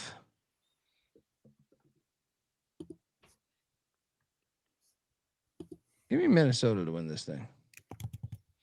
No bet. Will they have the crowd? Yes. Do they care that much? Yeah, Minnesota will have the Okay. crowd. You're getting a yes and a no, and you go, okay. What do you think? San Fran will have the crowd? I just don't think that Minnesota's going to really show up. I'll lock in Minnesota. It's football Saturday. Who do they got? They play early at Northwestern. At Northwestern. At Wrigley. Yeah. At Wrigley. So that's where Um, they're going to be. Yeah. Give me the Gophers. Lock it up. I'll take the Gophers. I'm not going to bet it though. Moneyline McIntyre. Lock it up, the Gophers. I Yeah, prefer the bet. Dons. You're on the Dons, Bieniek? Yeah.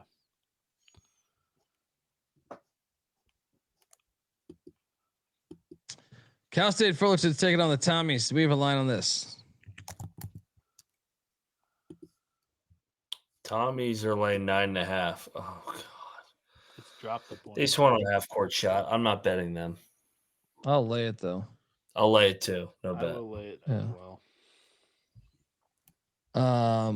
That's in Portland, Oregon, by the way. The chat is saying that Minnesota game's at the same time as the football game too. No, it's not. The Minnesota Northwestern game's at noon. Okay. I'm locked in. Minnesota Northwestern's in the Mac in the Box contest. Come on, I got this shit fucking. That's the first game of the day tomorrow. Next up, we have Any Iona. cheese come inside that box too, or is it just Mac in the box? Any cheese come inside the box, or is it just Mac in the box? There's Mac in the box. Okay. Iona, Oregon State. Bieniek, do we have a number on this? This is in the Virgin Islands, right? Both teams off a loss. We got Oregon State laying 5.5. No, wait, sorry. That was a line that Laying 3. That was the opening line. I'll take the Beavs. I don't have a current line, but the opening line was 3 for Oregon State. Mac? I'll lock up Iona. Moneyline Mac, lock it up, the Gales. +3. Bieniek? I'll take Iona, but I got fucking burned by them yesterday. I'll stay I think away. it's gonna be a tough trip for Oregon State to the Virgin Islands. Next up, Milwaukee taking on Wichita State. Wichita State laying 10.5. Wichita's got to look good, right? Yeah, they are playing St. St. Mary's. Mary's. Yeah, they're in the Bahamas next week against St. Mary's. Off of Boise. Yeah, I'll take Milwaukee in the points. Yeah. I could be talking to a bet here. Oh, Bart Lundy, as a dog here, I like it. Let's Milwaukee hasn't played in a week either. go. Yeah, that's Let's go. Sprinkle the money line. Dare I? It's not a bad call. I didn't have this coming into the night as a money line play. Neither did I. I have another one. Well, I didn't even have have this as a bet. triple lock. The only thing is, like, Milwaukee's played really poor in these bye games. They did cover against Texas Tech, but I'll lock it. I'm gonna stay away from the money line. Triple lock on Milwaukee. Yeah, I'll stay away from the money line too because my money line's right here. How does +325 sound? Not as much as some of the other money lines we've hit this week. but it sounds good. Because I think Ball State's going to go into Terry and give them a game. Locking up the 8.5. Sprinkle the money line on that plus 325. And you heard it here first.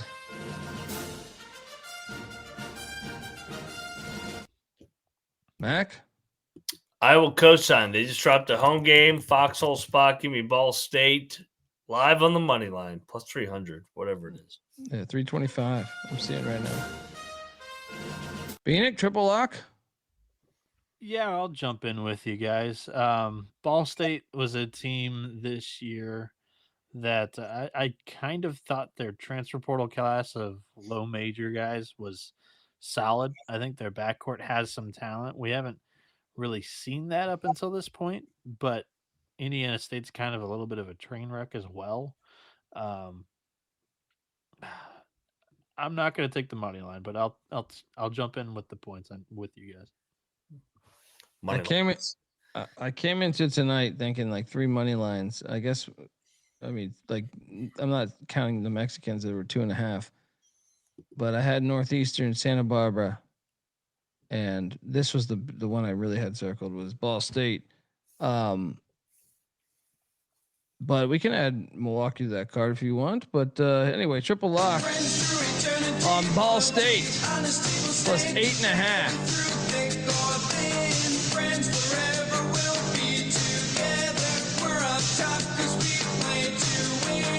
Next up, Gardner Webb is catching 21.5 at Richmond. I have to take the points.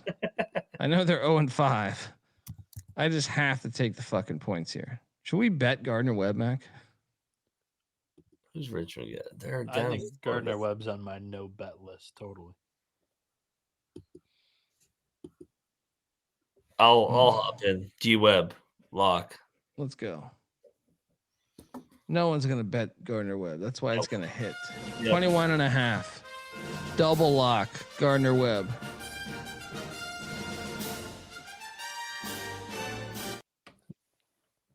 I'll lay it with Richmond. Next up, VMI is taking on Stetson. VMI is laying 2.5 in DeLon, Florida. What a battle. The SoCon ASUN challenge continues. I'll lay it. What are you guys doing here? Actually, no, I'll take the points. What am I doing? VMI. Points. No, I have to take the points. Yeah. Who's VMI to lay points on the road? No. I'm on VMI too. All right, I need help on the lines here because I don't have anything for North Dakota taking on Coastal Carolina in Macomb, Illinois. I'm nervous about. Did you include the winners bracket games in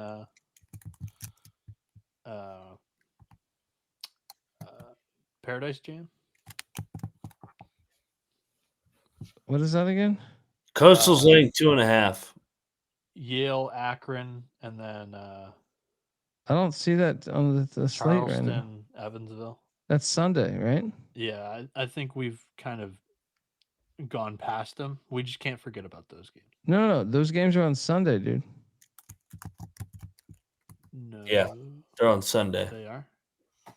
So the losers bracket's playing today, and the winners bracket plays tomorrow. Yes. That's weird. Okay. My apologies. Sorry for doubting you. Coastal's laying 2.5. You're good, buddy. Give me North Dakota.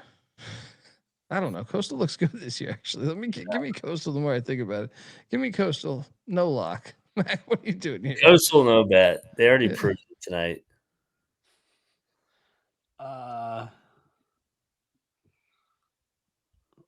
I'll switch it up. I'll go North Dakota. They've got a win over Winthrop, just as Coastal. Or sorry, no, that's Coastal. I was looking at. I'll go Coastal. All right. Next up, we have. All right. Morehead State's laying 6.5 at home. This opened up at 3.5. I shit you not. The reason why I know this is because I had it marked down and I have not bet this yet, but now I see 6.5 because we've been doing a show for 3 hours. That's a lot of movement, man. Where did you see that open? 3.5 because I made this slide. This is one I made because I was excited about potentially jumping on Morehead State. I've got Game is not at home, by the way. It's I in, believe you, but I've got line City. history at opening at 5.5. Huh. Where's the game at? Where's the game at? It's at ETSU because Moorhead just played ETSU tonight. It's one of Well, those. that fucks up my whole handicap, but I'll take Moorhead minus the points. Yeah, I'll lay with Moorhead. Moorhead over less head. No bet. Shout out to Frankie in the chat. Let's go. I will. Moorhead might be really bad this year. I'll go Monroe. Incarnate Word is in Daytona, Florida, taking on High Point. What's this number? Championship game, right? High Point is. Why don't I have a number on this? Does anybody have a number on High Point? IDub? 6.5. I'm seeing. I got 13.5 on FanDuel. High Point. Darius Jones saying 6.5 on DK. 13.5? How is there this much difference? That might have been this game.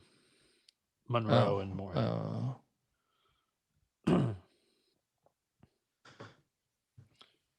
Yes, I've seen the 30 for 30 on the 5.5, 3.57. I don't really have thoughts on it right now. It's been a while since I've actually watched it. Chris Webber traveled. I'm betting IDub. If it's 13.5 in a championship I game. need to know what the fucking real number is. Do we have a real number? Okay. I thought this is a I'll lock up Incarnate Word. I'll take IDub. I'm not locking it. Moneyline Mac, lock it up IDub. They have a bunch of seniors in upper class. They do. You sure Phoenix? This is a championship? This is a 4-team, not an 8-teamer? It's a 4-teamer because those other teams are playing each other. Yep. Derek's saying 11.5 is out there. Shit's all over the place here. Well, I mean, it did just open up recently, so because they played. I want the 13.5. I kind of like Incarnate Word too. I think they'll be competitive in this one.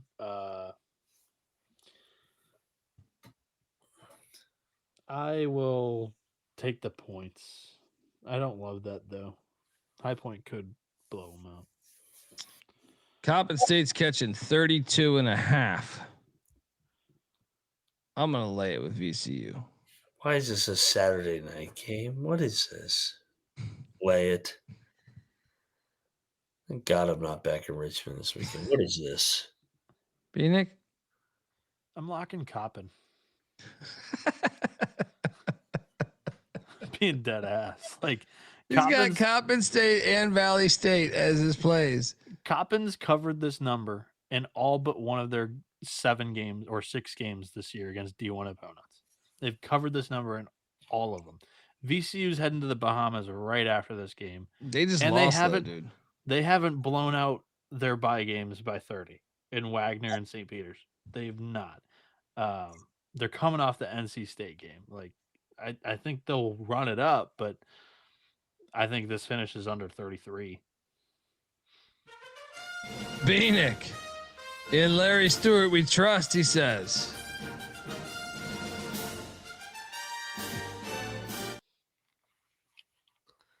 Next. Southern Miss is taking on North Florida. The Ospreys. In Pensacola, Florida. And we got a number? Just looking at this one. Southern Miss laying 6.5. Yeah. I was hoping it was going to be 2.5. I was going to take Southern Miss. At this point, give me North Florida.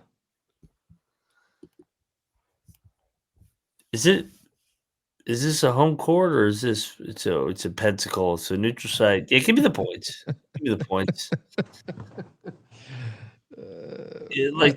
That's half the handicap. Where are these games at? Moneyline Max sounds like this. Well, I don't get bring the head Colby. Bieniek, what are you doing here? Yeah. I'll go with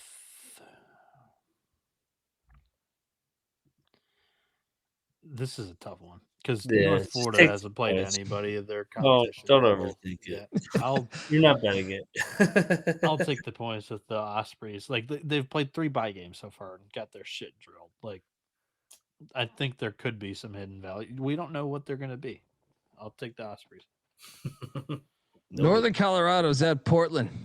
Northern Colorado, the road favorite, laying 3.5. Northern Colorado lost on a half court shot you said today? Yeah, Hail Mary. Did you watch that game, Mac? Huh? Did you watch some of that game? No, I just saw the highlights. I bet Northern Colorado, so I won, but yeah. I'm curious how they're going to be this year. I don't know how a team's going to be off of fucking Hail Mary. So yeah, give me Portland, no bet. I was about to say, give me Portland.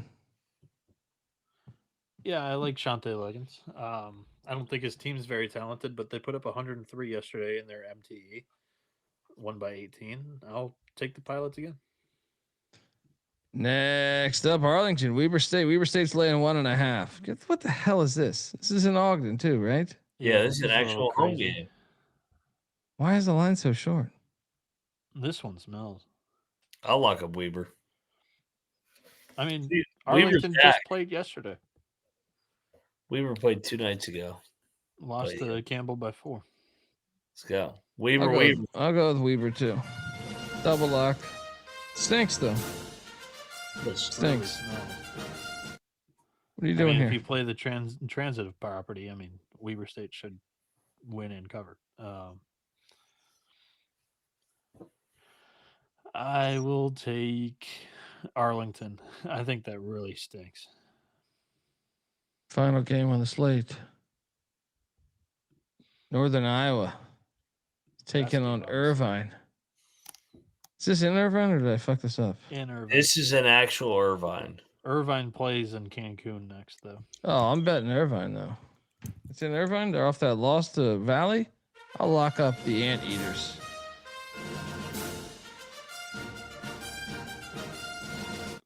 Mac? Northern Iowa's first road game noted. I'm playing the revenge angle. Irvine went into Northern Iowa, Cedar Falls last year, beat the shit out of them. Give me Northern Iowa to return the favor here. I think Irvine 2 straight losses. Give me Northern Iowa. Lock battle. We'll have some fun here late. Bieniek? Northern Iowa has definitely looked like the better team, but they've played 4 straight home games. This is their first road. I'll take Irvine. Don't love it. We got a battle. Dundee on the Anteaters. Mac on these Panthers.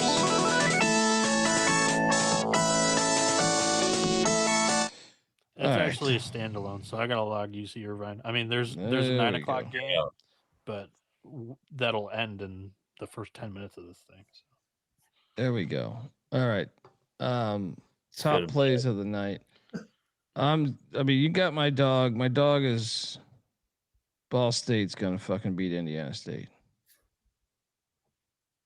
I mean, there's a couple dogs I like, but that's the one with the biggest odds. I'm gonna get you the most amount of money. I will also lock.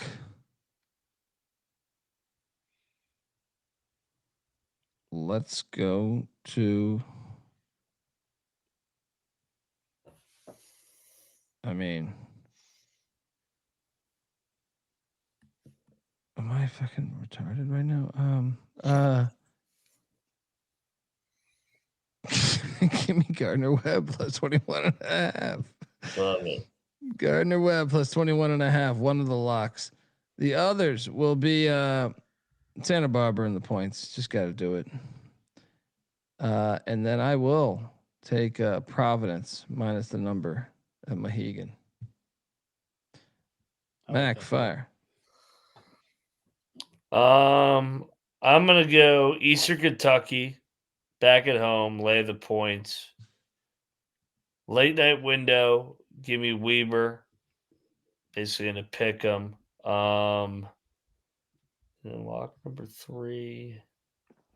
I love Northeastern getting those points. So give me those points there. I do like that one. I almost picked that. And then for my dog, let's go. Give me El Milwaukee live at Wichita. Bieniek. My dog is also my favorite bet of the night. UC Santa Barbara not only covers the 5.5, they go into the Bat Cave and knock off Nevada on the money line plus 220. Nevada, has looked like dog shit all season long, but they've lost 2 straight outright. They lost to Santa Clara as a favorite, and then you would have thought it would have been a bounce back spot against Davis. They lost that game too. So I like Barbara coming off an overtime loss where they were leading the entire game against Loyola Marymount. Barbara's got an explosive offense. Nevada, not so much. So take the points, take the money line as well. Providence minus 3.5. I like them at the Mohegan Sun. This is their second game there, so they're familiar with the building. Fan base showed up last time against Virginia Tech. They're playing Penn State this time. It's the same line. It shouldn't be. Virginia Tech's like 10 points better than Penn State this year. So lock it with the Friars. Number 3, I think the wrong team's favored, but by in Missouri State, I like Rio Grande catching 2.5 points. I think they got a great chance. That is to win a good that one game too. And then lastly, I threw it in during the review or recap portion of the games. PJ Haggerty's had a great start to the season. Right now, he's 80-1 for National Player of the Year. I know you got guys like Cam Boozer that's going to stuff the stat sheet like crazy. He's probably your betting favorite right now, and same with Braden Smith. But at 80-1, he's had so many crazy fucking lines. And if Kansas State continues to play well, you're going to get some great CLV on that one. And who knows? I'm not rooting for injury, but if one happens, that tends to open up the market completely. And if you get one of these long shots, then you're live. So sprinkle a little bit 80-1 PJ Haggerty to win the Wooden Award over at Caesars right now. Guys, Howard is playing in Cameron Indoor Stadium. Yep. Howard and Niagara. Howard's laying 2.5. I think Niagara's going to get him tomorrow. Did we not have that game on the slides? I can't remember if we did or didn't. Gotcha. I have no idea.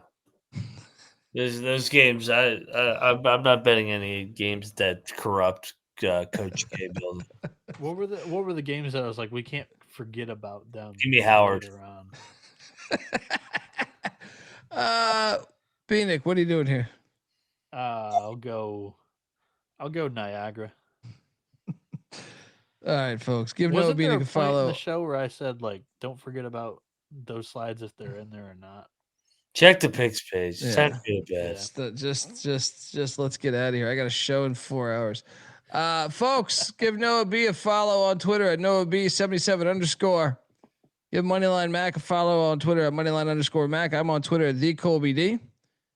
The College Basketball Experience is on Twitter at TCE on SGPN. Don't forget YouTube.com/The College Experience. We really appreciate everyone in the chat and everyone that helped donate to help us out. That is awesome. Don't forget it's Christmas time. SGPN merch store, promo code holiday. A lot of cool shit in there. There's other ways to help us. And I understand it's the holidays, man. You got kids, shit's expensive. You don't always have to. I mean, we want any donation helps, but at the same time, your eyes and ears will also be just fine. We're grateful. See you in 4 hours. Let me sleep. Till next time, this is the College Basketball Experience. You better start thinking about yours.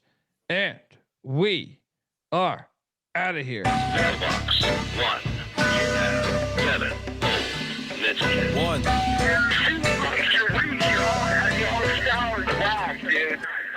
I'm not saying I'm impossible to outsmart my body and soul, or nothing without heart. And I'm not saying I'm impossible to outrun my body and soul, or nothing without love. And I'm not saying I'm impossible to outdo my body and soul, or nothing without truth. And I'm not saying it's impossible, but you're nothing without yourself. We're the obsession to be a part of that, started that. Mind over matter don't matter in the markets. I've seen much smarter cats have heart attacks. Largely cause leaders need lambs to be lethargic. Match wits with the half-wit phantom. I don't need jumper cables or mic cords to analyze an analytical anthem. Between my two ears, an engine pumping the life force. Force field for your grip on the grievance. Still gonna feel unchallenged and bored stiff. So arrange the pieces to prepare cohesive. All the hard work will go largely ignored if your hands are covered with post-its and paper cuts. You need to have your voice in the vice grip. The one who made it famous ain't the one who made it up. You don't get overtime just for working the night shift. I'm taking a pitch right now. It's like I'm not saying I'm impossible to outsmart. Mind, body, and soul, or nothing without heart. And I'm not saying I'm impossible to outrun. Mind, body, and soul, or nothing without love. And I'm not saying I'm impossible to outdo. Mind, body, and soul, or nothing without truth. And I'm not saying it's impossible, but you're nothing without yourself. Every time I close my eyes, I'm taken to the same place, a playing field, and every contestant's got the game face. Everybody's yelling, you ought to play it safe. Make sure them shoes are tied and ankles taped. Shake the cobweb, hit the ground running. This is how cunning I can get with the footwork.